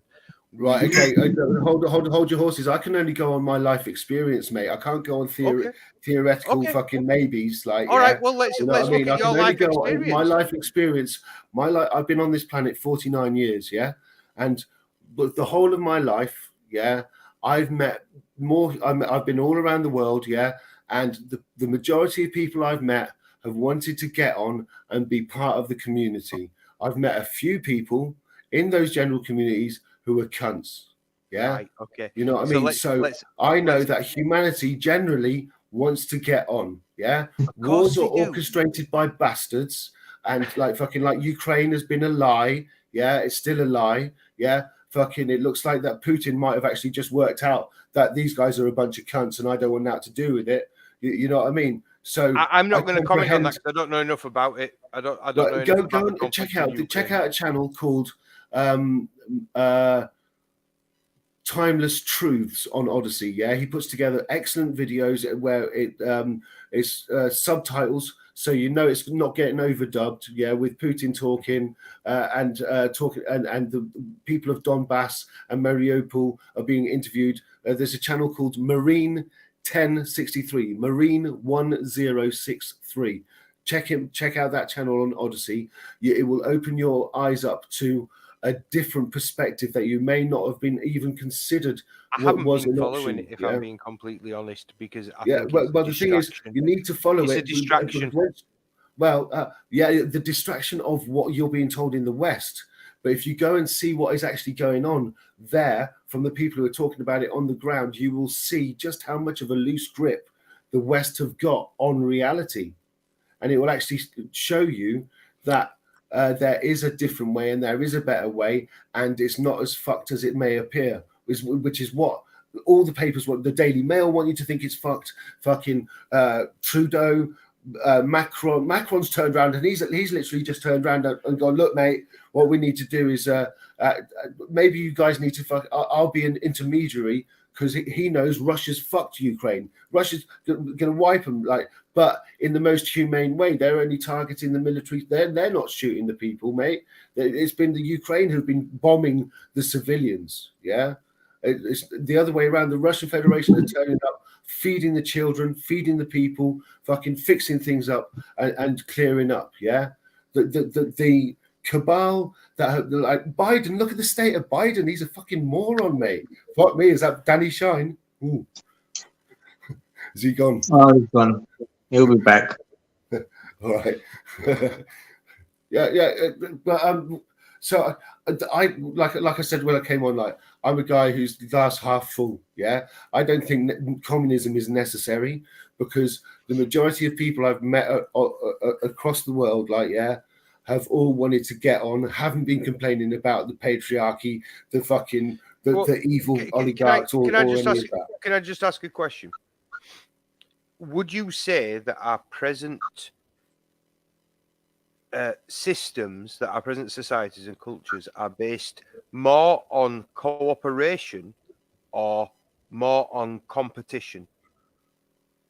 Well, it depends. That's a really general word, like the modern system. Like, I'm talking about. I can only go on my life experience and like our economies. When we talk about a company within an economy, we talk about whether or not that company is competitive, don't we? We don't talk about whether it's cooperative. No. You know, because companies are often not cooperative. They do exactly. Well, yes, I understand what the co-op is. Yeah, so there's the co-op has a bank, it has a shop, it has an insurance company. It is actually the working model of what is a cooperative. Now, regulation limits innovation. Regulation limits competition. Yeah, they've shut down the whole of our industrial complex in the UK. Yeah, we used to have production. We used to have manufacturing. We used to have mining. We used to have steel foundries.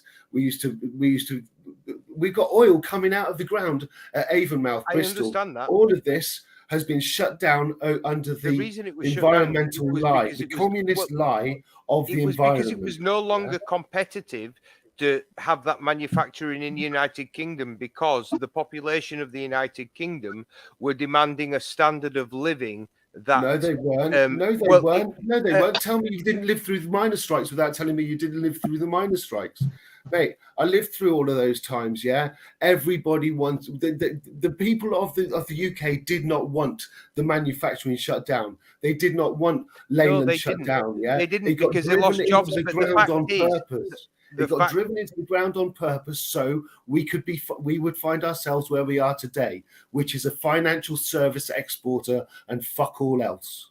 Yeah, it was never done for the fucking we had too many rights, if anything, as workers, and that's why they had to shut down the coal miners. Yeah, they had to shut down. You don't think it's because they could pay the workers in India less than $2 a day to do the same job that a man in England was demanding a living wage? I've been to India. There ain't that many people working. There's not enough. Like fucking the industrial nature, the commercial aspect of the. I don't just mean India, but the majority of our manufacturing now it takes place in China, in Southeast Asia. That's where it happens. The globalist agenda. They call it a global economy for a reason. It's a minority of people running a global system. Yeah, what I'm talking about is returning to a national system.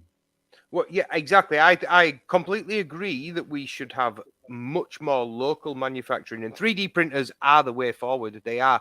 We should be making the majority of stuff ourselves. Yeah, of course we should. Of course we should. Hi, Danny. You all right, Danny? Oh, hi. How are you doing tonight? What's that? How are you doing? You all right? Yeah, I'm good, thank you. How are you? I'm better than I deserve to be, mate. Hello, Danny. Hello. How are you doing? Yeah, okay. How are you? Good. Not too bad. So the topic for today is what is life going to be like in 5 years' time? Okay, just before you say that, Gary, can you just post in the chat the names of those channels that you said about? I don't want to spend too much time on Russia because there's nothing I can do about it, but okay, I'd be interested to educate myself a little bit on it. Yeah, right. So let me. I don't know. How do you type into it? I'll just put it in the private chat. Okay. Khalen, Khalen. That's the techno wizard I was talking about. But I'm talking about for Ukraine is Marine 1063. And what's that on? That's on Odyssey. These are all on Odyssey. Yeah. and Timeless. Marine 1063. Yeah. And Timeless Truths. Yeah. Timeless Truths. And Patrick Lancaster. Right. He's an American who's been in the Ukraine for the last 8 years. He's been doing on the ground reports ever since then. I might have seen him. Yeah, right. So, yeah. But if you want to, nothing's going on there, or something completely different. But you'll be able to see. Arrested. Was he arrested? No, that's a different guy. That's a totally different guy. No. Patrick Lancaster is a real stand-up geezer. He's also on YouTube. I highly recommend if you can support him. He's a brilliant guy. But you want to? Oh, what's his? He's got there's a what he does is he interviews, but he doesn't translate. So I've just got to find the other channel that does that. Oh well, you'll find the links anyway on Odyssey. Okay.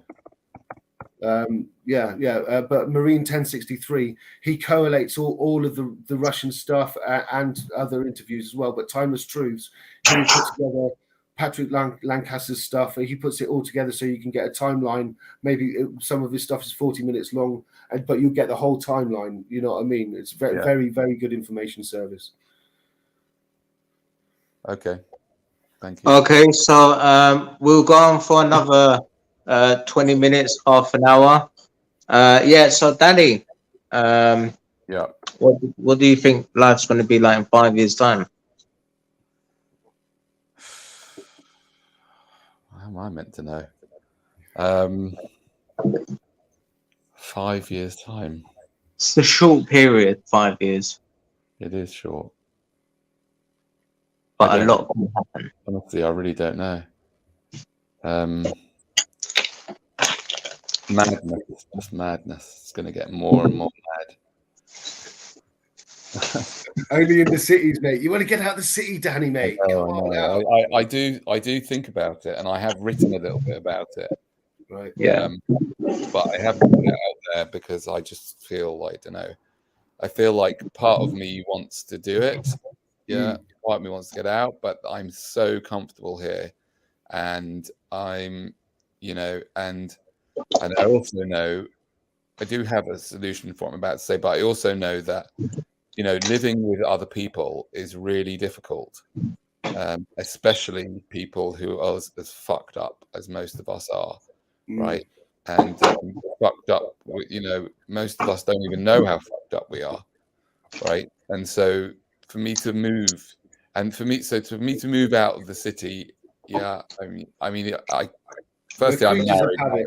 I've still got kids, yeah. So what do I do about that? And then, then they've got. I can't go on my own. That would no. Of course, that's what I was saying. It's about family. Like, you know what I mean. You got to remain where you're at until a certain point. I was being very flippant when I say come out to the sticks. But you're right. No, but you're right. I mean, it's just like everything says to me, do that. Yeah, that does make sense, right? Well, I found that if you talk about it, it tends to be given to you, mate. So just you're good at the meditation, Danny. You're good at talking your talk, yeah.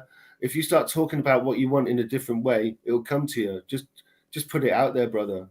Well, I don't know. I just feel like I suffer from not necessarily on the megaphone, just to your family. No. I understand that, but I've actually put the megaphone down pretty much for the time being. Unless someone with you. I'm so glad you didn't say forever. What's that? I'm so glad you didn't say forever. No, I broke I broke my abstinence from it with the royal thing. Yeah, I just had to make fun of the peasants. Got him, mate. Yeah. Haven't released it yet though. I've got this perfectionist thing going, and so I've written about it, and I don't want to release it until I've really, thought about it carefully, and so that's what's holding me back about speaking about the idea. I enjoyed that piece that you wrote in the Light at the beginning of the year. Oh, thanks. I really enjoyed that. It was you went through it on your channel. Yeah. I can. My memory's not as good as it should be, so I didn't know if I'd mentioned that to you or not. But it's if it weren't for you, mate, I wouldn't be thinking solutions anyway. You know what I mean? Oh dear. It's all your fault.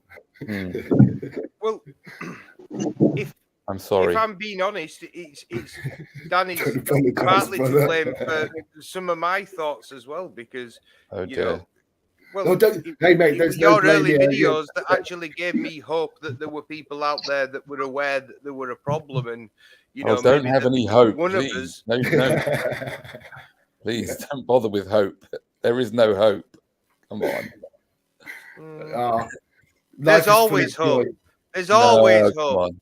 There's no hope. We're Oh, all you're gonna just die. gonna. I'd rather hope, mate. We're all I'd gonna rather You might die. as well just go to the Come dark on. side. I mean, Life kills, though, Danny. Life kills, man. It does.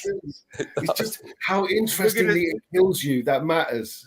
Yeah, we're going to have to And start you calling really- you Darth You've Shine. really twisted the interest in life, mate. Yeah, you've done well, mate. You've done well. You know what I mean? There's when you have your final that flash and everything, you'll be like that. Yeah, no, yeah. Oh fuck yeah, that was good. Oh no, you know what I mean? You're gonna have a lot, man. You're gonna have a lot, as we all will, But not. You're privileged. You're privileged to have managed to fucking make your mark on so many people, mate. Yeah. You know what I mean? Inspire people. Inspire. Yeah, Let's use the right word. You inspired me, Danny. Honestly, you have, and that's. Yeah. You know, Well, I'm not trying to did- blow smoke up your ass. But He don't need it, mate. The geezer's a showman. He loves it. He loves So- it. You're a singer. This is. I've got to ask. This is I've got to why ask he a was the question. spiritual entertainer, mate. Yeah, Danny. You know everything's okay, and then you die, and that's it. You know. Yeah, that's sort of. I'm afraid that as I grow older, I change the way I think, and I actually now, honestly, genuinely think that actually nothing is okay. Well, yeah. The thing is, you got 10 year on me, mate. So No, I mean nothing is okay. Nothing's okay. I agree with you. Okay. I agree with you, but I also agree that everything is okay because give me 5 examples of something of not being okay, and I'll try and match you with something that's okay. No, I'm saying nothing in itself is okay. All right, 0. Oh, yeah. right. Yeah. Oh. Is that Zen?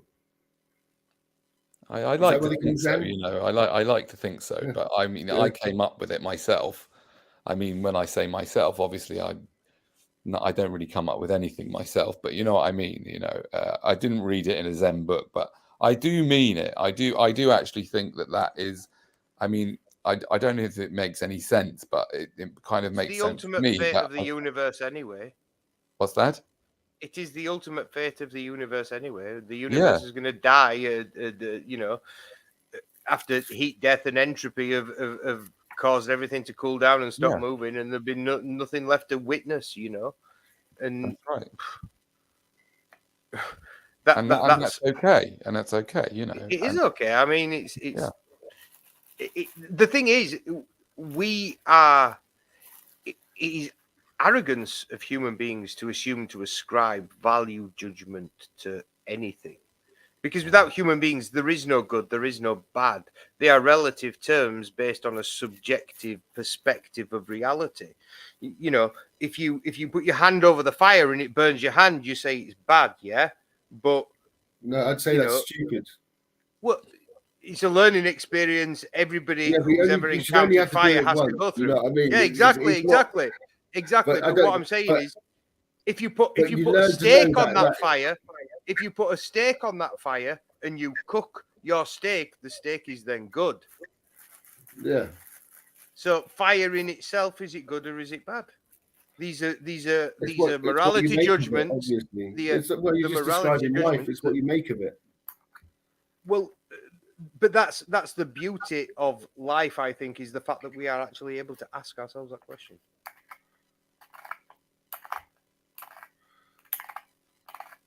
I mean, I'm not a religious person in the sense that I don't ascribe to any particular recognized school of thought. I think that reality in itself, the fact that the universe is so finely tuned and to allow life to exist, I think that in itself is miraculous and worthy of worship.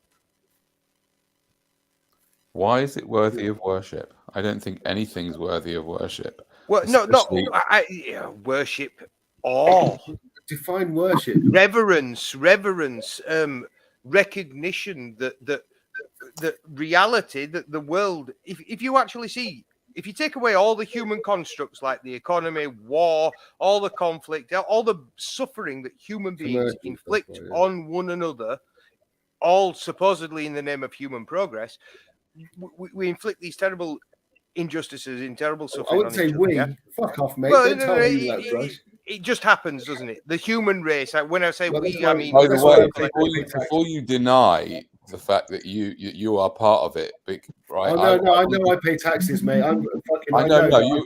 You're less part of it than most, right? But I'm going to come clean. I'm part of it, right? I pay taxes. I've got a house. I do all this shit. I've got pension and all this stuff. All of it. So I'm part of it. I was saying to someone today that I'm, that certainly some people in my family have definitely got some shares at some level in arms companies. I mean, it's crazy. We're all fucking interlaced with the whole thing. You can't point your finger pretty much at anyone. We're all sinners. Let he without sin cast the first stone and all of that. Yeah. It's the very system itself that perpetuates. I mean, because obviously war makes money, doesn't it? Suffering makes money. So yeah, well, this is where we come back to what I was saying. It's to partake in payment of the taxes. Yeah, you are actually part of the problem, and once you realize that they tell us that we live in a democracy. You say we live in a democracy or a shit democracy, Greyman, yeah, and like you want to. But democracy means that everything is done under a voluntary thing. Yeah, now. I haven't volunteered to pay taxes to kill people in another country. Yeah, and if we say that, and I have actually phoned the HMRC and I've asked them where it says, where am I obliged to pay any income tax? And it doesn't say it anywhere. It doesn't say it anywhere. You voluntarily do it. Now, the thing is, we need to act in numbers. Imagine if you went to some of the busiest petrol forecourts on the busiest day of the year and you had maybe 200 people who all went in and put, like, you've all got 200 people, all 200 cars, and you go up to the main thoroughfare of each city, and 100 vehicles goes into one garage, 100 vehicles goes into the other. All of you have got £23, yeah? You all go in and you fill up £23 worth of petrol without tax. Yeah, so you do the maths and like tax. So if you for general purpose, just for the let's say it's £1.20 and it's a quid tax. Yeah, so you get 23 quid's worth of fuel less tax. Yeah, so that'll be fucking loads on their meter. Yeah, you then go into the shop. Yeah, you pull your car out the way. You let the next man come on. Yeah, until you're causing gridlock, yeah, because they've usually got parking spaces because there's a shop in the garage these days now, isn't there? Yeah, so everybody goes and you go up to the counter, yeah, you like that. So you go, oh, pump number one, oh yeah. They go, oh, £87, please, and you go, oh no, sorry, mate, taxis are voluntary. And they go, what? And you go, well, taxis are voluntary. They go, what are you talking about? I'm saying, I'm sorry, mate, I don't think you're qualified for this conversation. Can I speak to the manager? Now, this is 6 o'clock in the morning, yeah? Hold on a second, Greyman. Now, this is 6 o'clock in the morning. He goes, well, the manager's not in until 10. Well, it's okay, mate. I don't mind waiting. He doesn't know that there's another 100 people going to do the same thing, yeah? Now, you don't advertise this. You don't tell anybody or anything like that, but you do have an advertising plan ready for when the news starts talking about these gridlocks that are happening. Yeah, and then you start putting out little fucking memes on Twitter and that saying taxes are voluntary. How much do you pay in tax? How much do you pay in tax? And then you work. And then the thing is, what you're saying, because everybody who you pay tax to is acting as an unlicensed tax collector. They are fucking doing accountancy without a fucking license. So are not obliged to continue with that. And I think if people did that in one day. Yeah, just refuse to pay tax solely on fuel, yeah, for one day, pay what it's worth without the tax. Everybody just goes and fills in their tank. That would make much more of a difference in one day to the suffering of humanity in the UK than anything else. Did you see the video the other morning? It's voluntary. That Marty Blackburn put out. Well, I was thinking about like the post that was put out 5 years later, what it's going to be like, and that depends on what we acquiesce to. Is my audio working, by the way? Yeah. Yeah. Thank you. Yeah, you're absolutely right. If we allow them to take the piss, then they'll take the piss. You know, they're only going to treat it as badly as we're willing to take. You know, put up with. I know, but we're talking about like if people do this, if people do that, etc., etc. But what we're not talking about is the social engineering that Danny's spoken about in the past, long past. That's affecting the thought processes of the way people think. Yeah, and that's the real fuck up. Basically, you do kind of have to hack people's minds because I mean you can see it on the videos, especially some of your early videos, Danny, when you megaphoning and you see the look of cognitive dissonance. Cognitive dissonance just goes over people's faces, and you see that brief moment where it's just they're enraged because their entire worldview, you've just made them question. Nah, man. Tell me you haven't watched Danny's films without telling me you ain't watched Danny's films, mate. He was disarming. He disarmed that rage. I know, but you see it sweep over him, and then they realise, hang on, he's right, and that's. So you're talking about as if you're not here, Danny. So yeah, but it is. You've got to. You have to deprogram the way that people think. People are programmed to be able to work in this environment, and this environment is engineered to help the people at the top. So we teach our kids at school to be productive economic drones. Well, that's the thing. We don't teach our kids at school. They teach your kids at school. That's the problem. They don't teach your kids at school. That's the problem. You don't teach your kids at home. That's the problem. Yeah. That's the only problem. We don't teach each other our life skills. We talk about what's being projected to us about the problem that isn't really a problem. Well, actually, I think that people actually talking about the problems actually as they are in real terms on this particular format is extremely rare. Normally, these video sessions are very. Well, look at how I came in last week. I was a twat. You know what I mean? Fucking you've redeemed yourself. You've redeemed yourself, in my opinion, Driller. Do you know what I mean? Tomato. I've thoroughly enjoyed talking to you this evening, and I've found that you're willing to accept and acknowledge the validity of other people's arguments when you can see the logic in the reasoning. And I've learned one or two things from you myself, and it's been a pleasure to talk to you. It really has. Well, I felt like an idiot last week actually afterwards because I do a lot of self-reflection and I'm like, I'm not. So I'm like, when I go back, I've got to go back because I need to undo what I did in the first place, which was actually shut down the conversation with you rather than try to have one.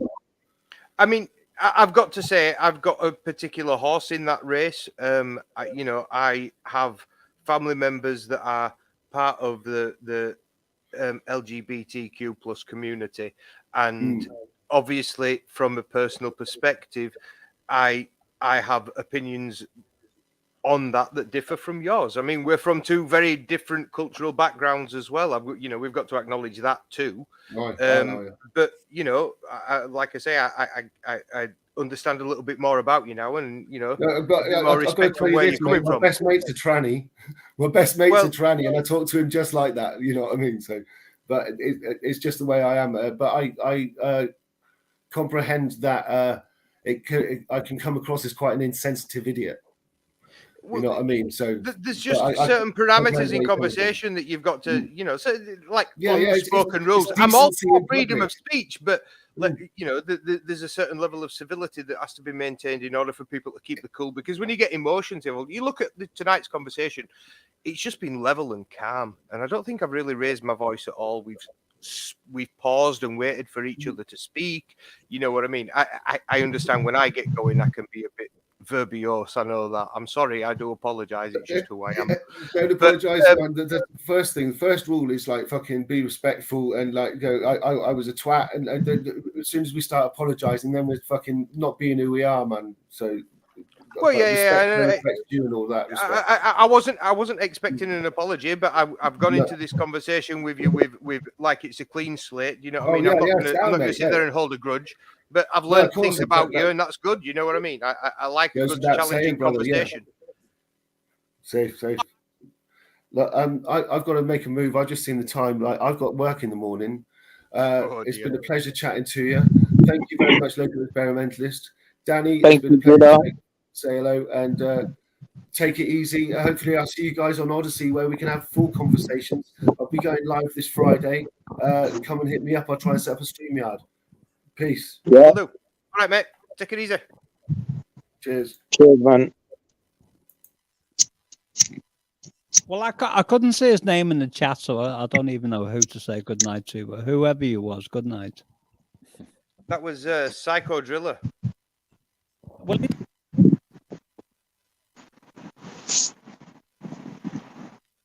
so, yeah, do you not? You don't have much optimism at all for the future, Danny. So, no, yeah, do you not? I have no. I have. I have absolutely no. Future, Danny. Sorry, say that again. No, yeah, do you not? I have no. Hold on. I have there's an echo going. Someone's got an echo. Yes, me. No. Hold on. Hold on. Hold on.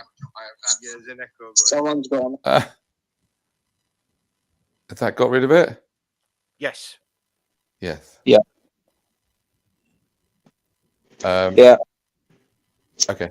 Yeah. So, do I have any? No, I have no optimism at all. I think that I have no idea what's going to happen when, but what I see, and again, you know, I could be wrong. I often am, but what I see is that I think it seems like I sometimes talk about AS, not AI. Right, not artificial intelligence, but artificial stupidity, and I think we are being run by artificial stupidity, which is basically, you know, it's technology that is designed to make people even more stupid than they were to start with, and that includes all of us, because the technology is designed to put us into bubbles. And those bubbles make it more and more difficult for any of us, myself included, from thinking critically. So this artificial stupidity has been very powerful in the last 2 years, and I just see it moving faster and faster. And I don't know if any humans are even in control of it anymore. It's sort of got a bit out of hand, it seems. And so it's definitely contributing to the polarization of society, isn't it? There's distinct factions emerging. It's polarization, it's distraction, it's I don't know. So that's why I don't have I don't have any hope. No, which is why basically brings me back to the boring old subject of antinatalism, although I don't call it that anymore. I'm trying with different words. So I kind of I'm starting to play with the word preventionism, which I define as the prevention of unnecessary suffering. Yeah, that's what I'm into. Do you think it's possible to have a human existence without suffering? No. I don't. I think sentience, and the thing is that when I say the prevention of unnecessary suffering, I think that a certain amount of suffering is absolutely not just it's not just part of life. It's something to be to be sought out. There's a channel called Yes Theory on YouTube. And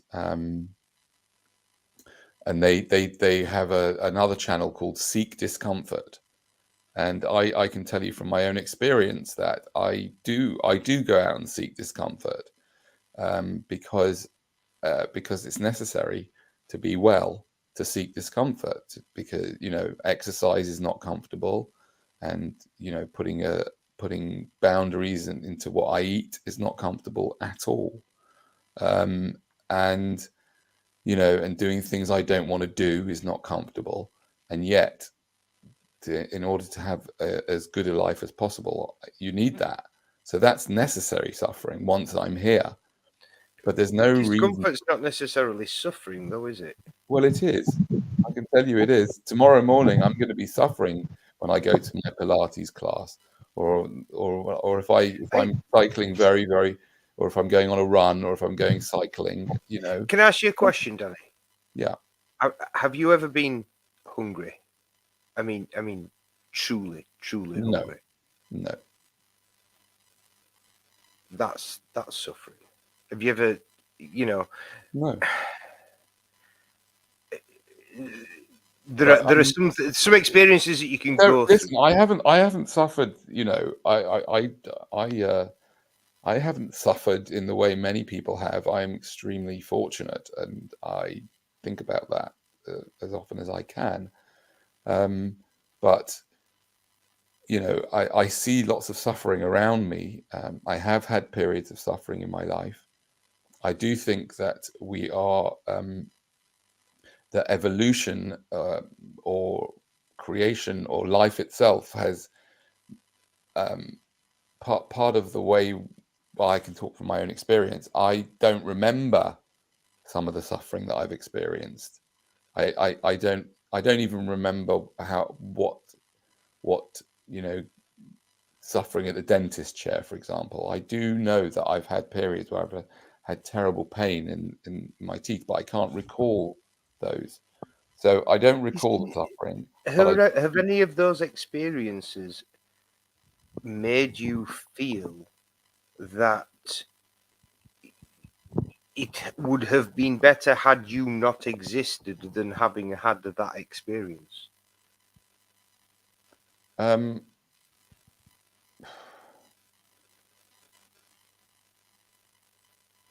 Well, I don't know if I've ever had that exact thought, but I mean, I don't find it helpful to spend much time thinking about it would have been better if something different would have happened, because that's like the opposite of accepting reality, I'm not going to be very it's not going to be very peaceful existence for me to keep on thinking,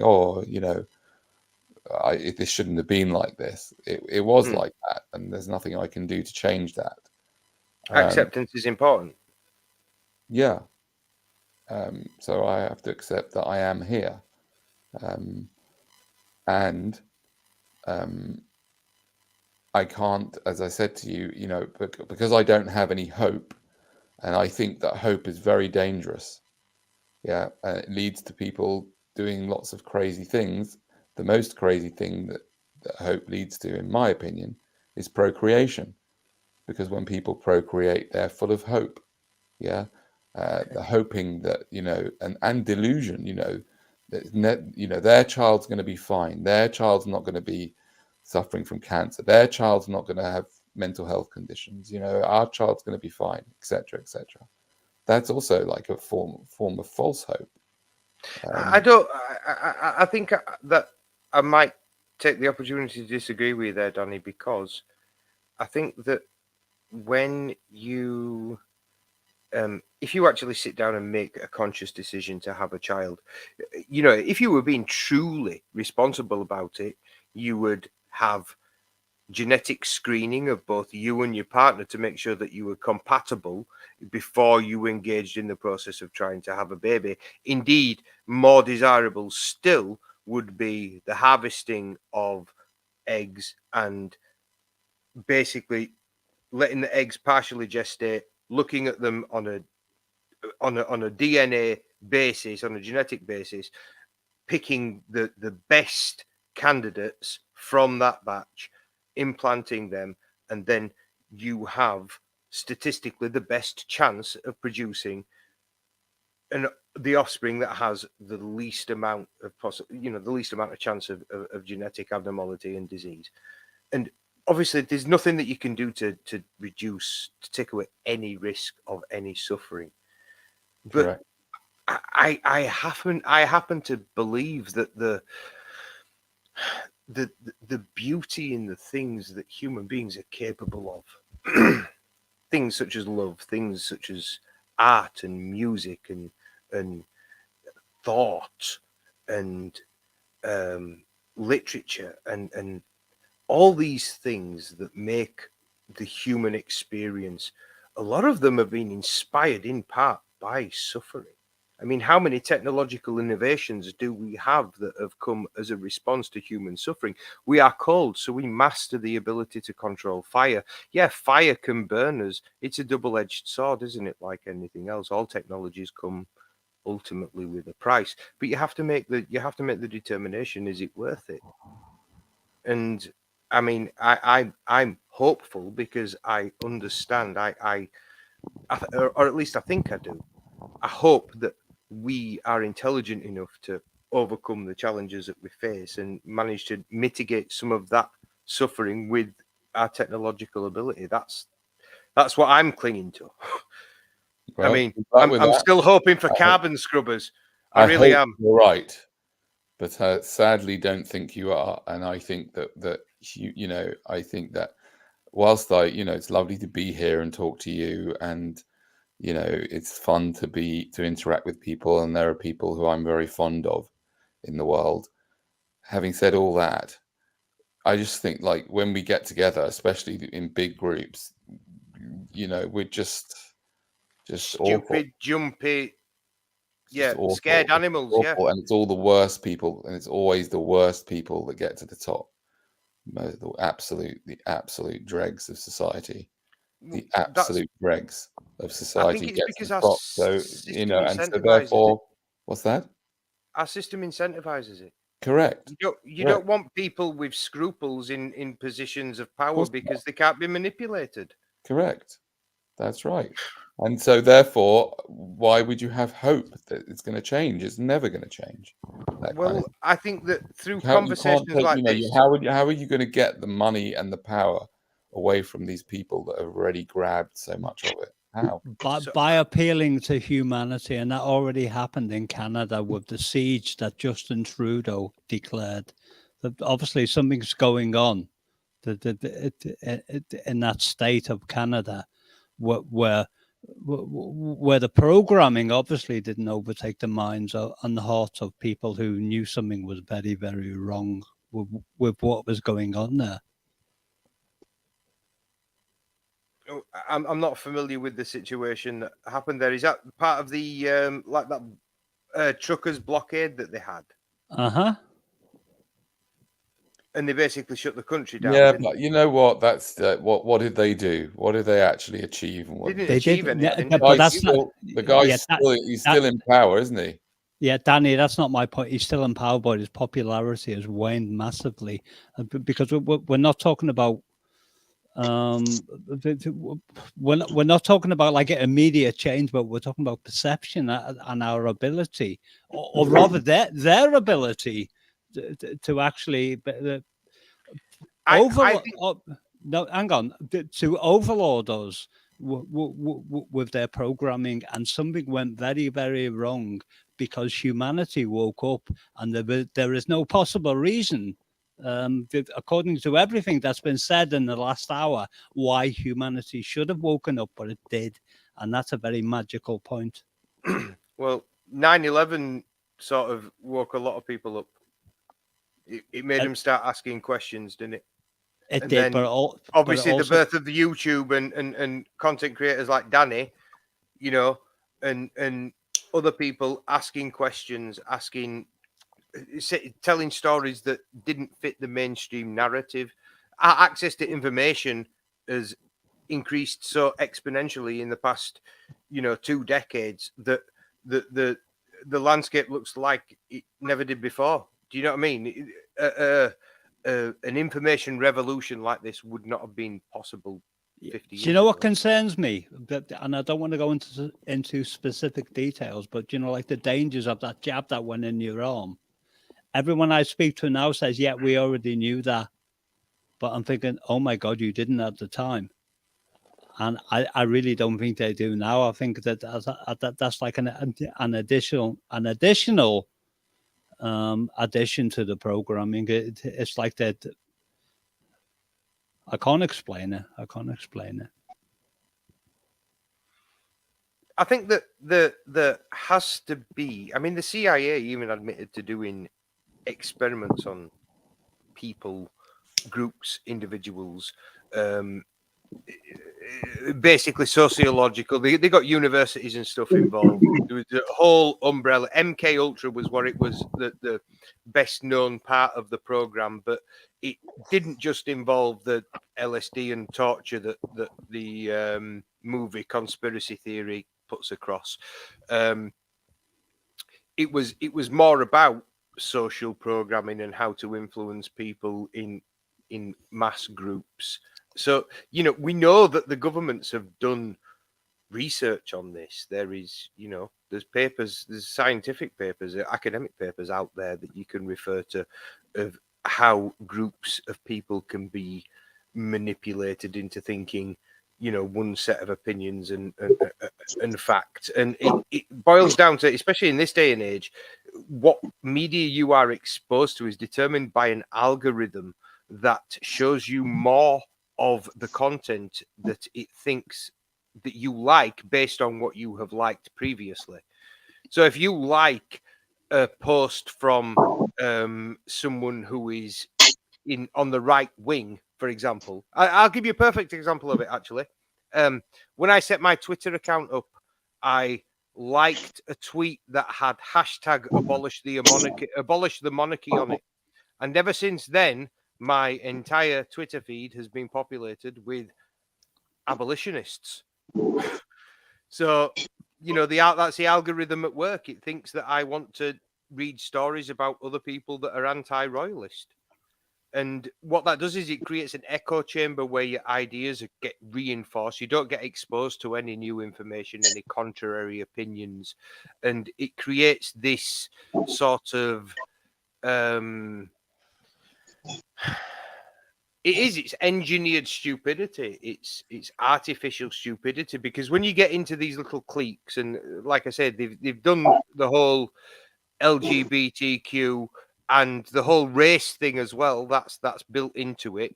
You know, because if you see everybody else as the other, you're much less likely to come together and recognize that the real enemy is the one that's oppressing all of you.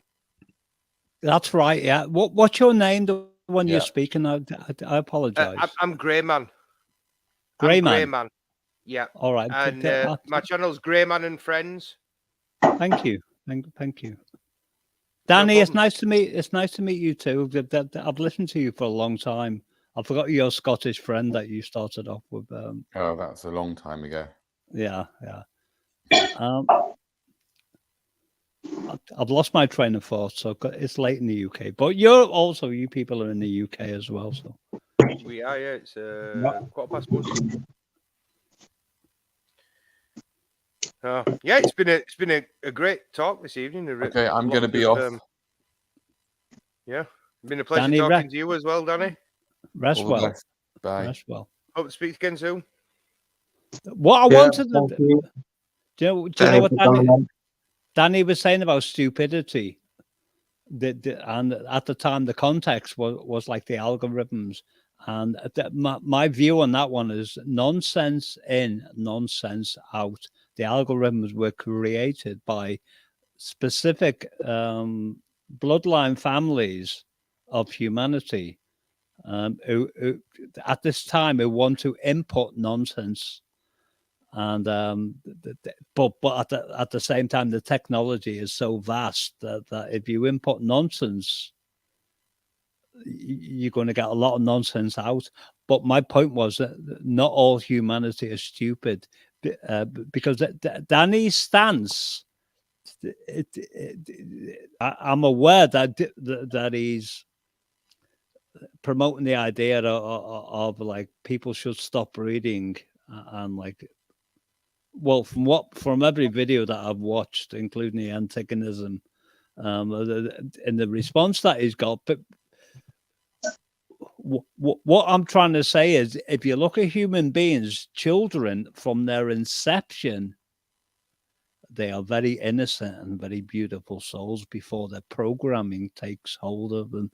And so there has to be something very beautiful about humanity to make them that way before they get to that point where they're going to reject anything that is beautiful. And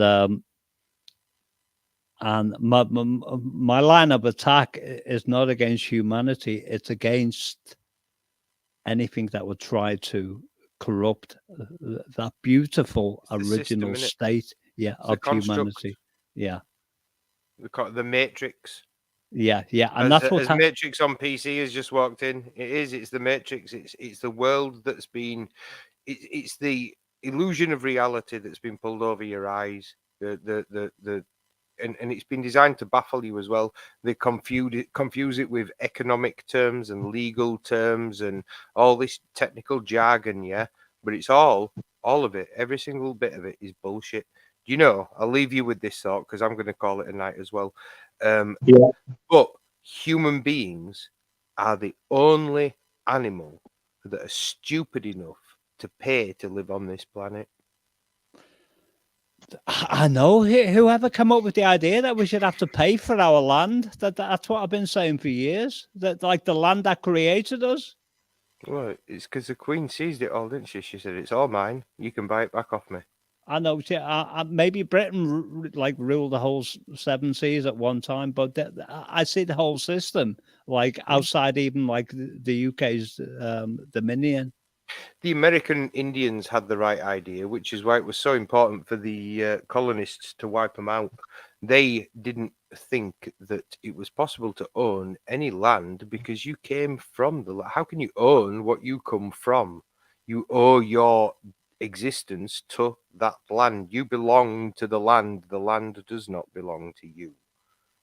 Do you know there was an episode of the CBS Radio Mystery Theatre that ran from 1974 to 1982 called How Much Land?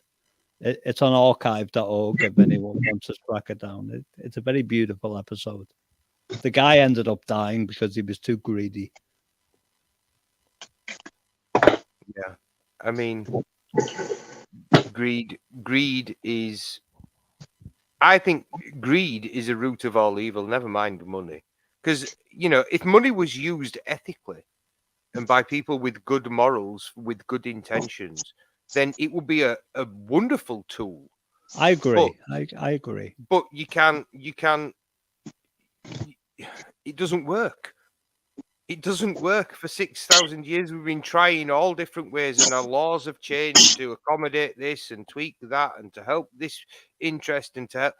If it needs that much amending, isn't it time to actually look at the very mechanism itself and say, is this really the best way of doing things? Well, do you know, like somebody, it's not the gun that kills. It's the person holding the gun that kills. And the same with money. Fractional reserve banking was like monopolized in 1913 on a creature from Jekyll Island. I'm quoting Edward G. Griffin there. Mm-hmm. But it's not money, it's the love of money and the manipulation of humankind that causes the problem. So you address part of the problem. It's addressing people who will manipulate, because money is a written note of our workload towards society. So in other words, if I'm a farmer and I grow potatoes, I can add my check into that system, and this is my workload, and then somebody else can like contribute towards that, and they might grow cotton and say, all right, well, if this currency, this fiat currency is working ethically, then I can exchange this for that. But the problem is it went into something called fractional reserve banking. Yeah, it allows the concentration, even without the fractional reserve system, even before the fractional reserve system, capitalism, the idea of being able to make money off of the exploitation of the labor of others. Yeah, I agree. I agree. Yeah, that's been in existence for as long as money has existed. But the flaw with that very system. The flaw with that very system is the fact that it allows wealth to be concentrated into the hands of the few. And when you give a few, if you give power to a few people, it corrupts them. Yeah, do you know? All right, power corrupts, and absolute power corrupts absolutely. Yeah, do you know I was talking about before about people when they were very young and they're very innocent, and there's a mechanism. There's been a mechanism at large in the world that has polluted these young minds and made people like Danny want to get rid of them because how can I put this? It seems to me that there is something in the world that no matter what we try to do from our very pure and innocent inception seems to make us into really bad people, or at least a large majority of those people. Well, that's exactly what it is, isn't it? When there are Bill Hicks said it exactly right. He said, "You've got to remember that it's just a ride." So it's just a what? When you get on, it's just a ride. It's all just a ride. Yeah. And when you get on the ride, and there are lights and sounds and noises, and it's exciting, and it's entertaining, and it's fun at the beginning. That's like the logical song, innit? The logical song when I was young, etc. Yeah, there's people that have been on this ride for a long time, and they sort of sit back and they've looked at the distractions, but they see that it's just a ride. It is just, and they tell other people, hey, don't be worried, don't be scared. There's war in Ukraine and there's famine and COVID, but remember, it's just a ride. And do you know what we do? We kill those people. And we let the demons run amok, because fear puts more money in the pockets of the people at the top than love does.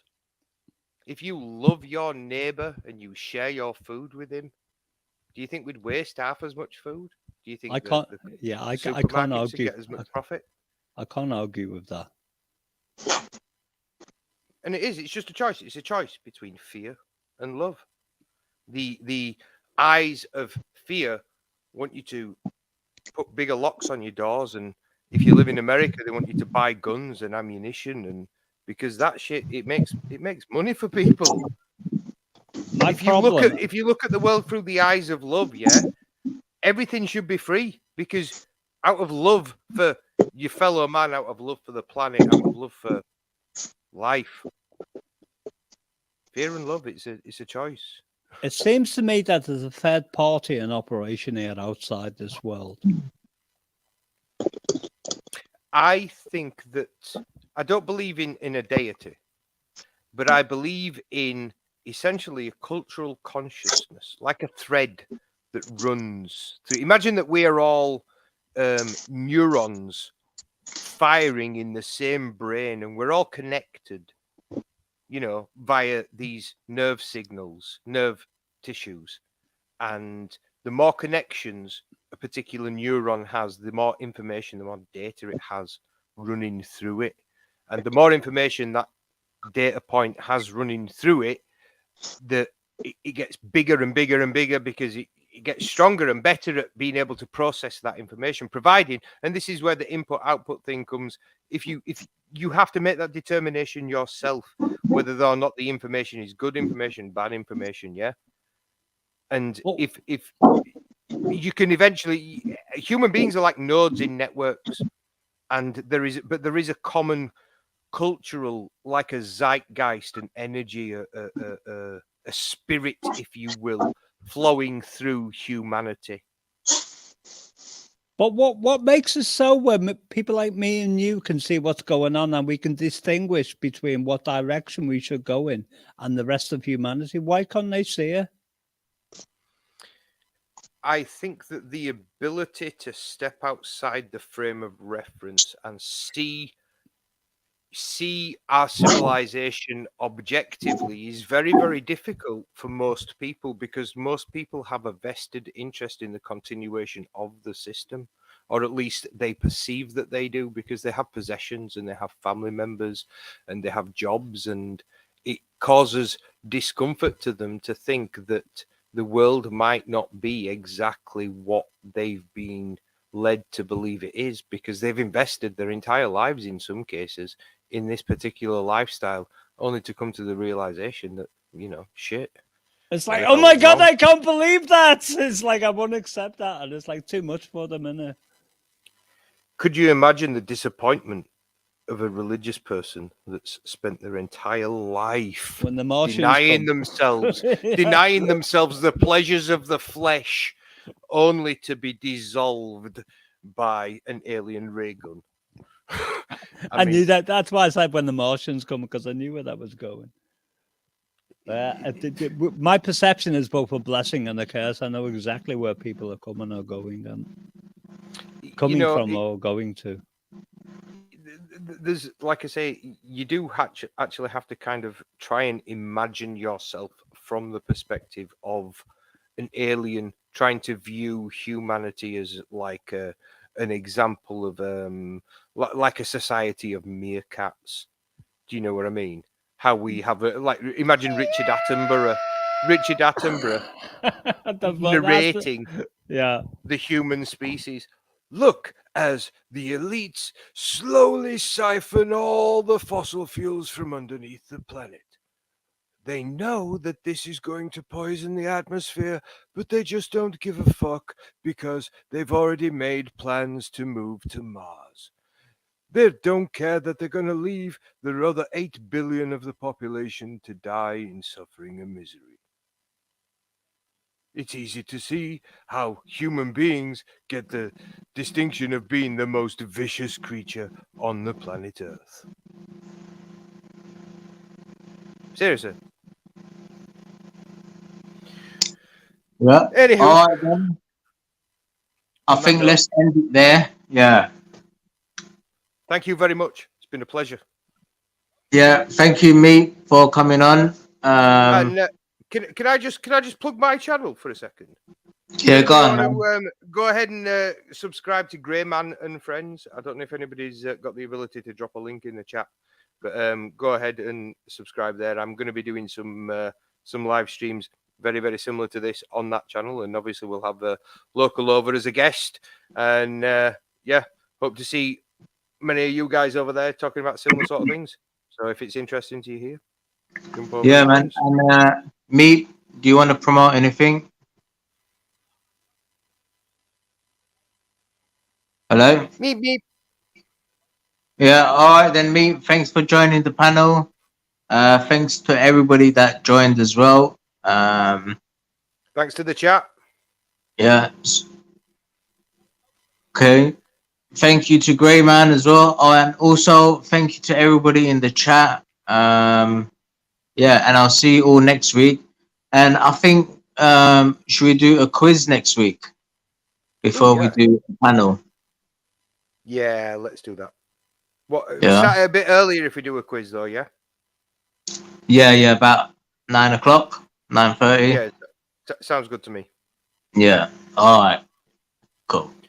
All right. All right, so, see you all next week. See you later, everybody. Thank you.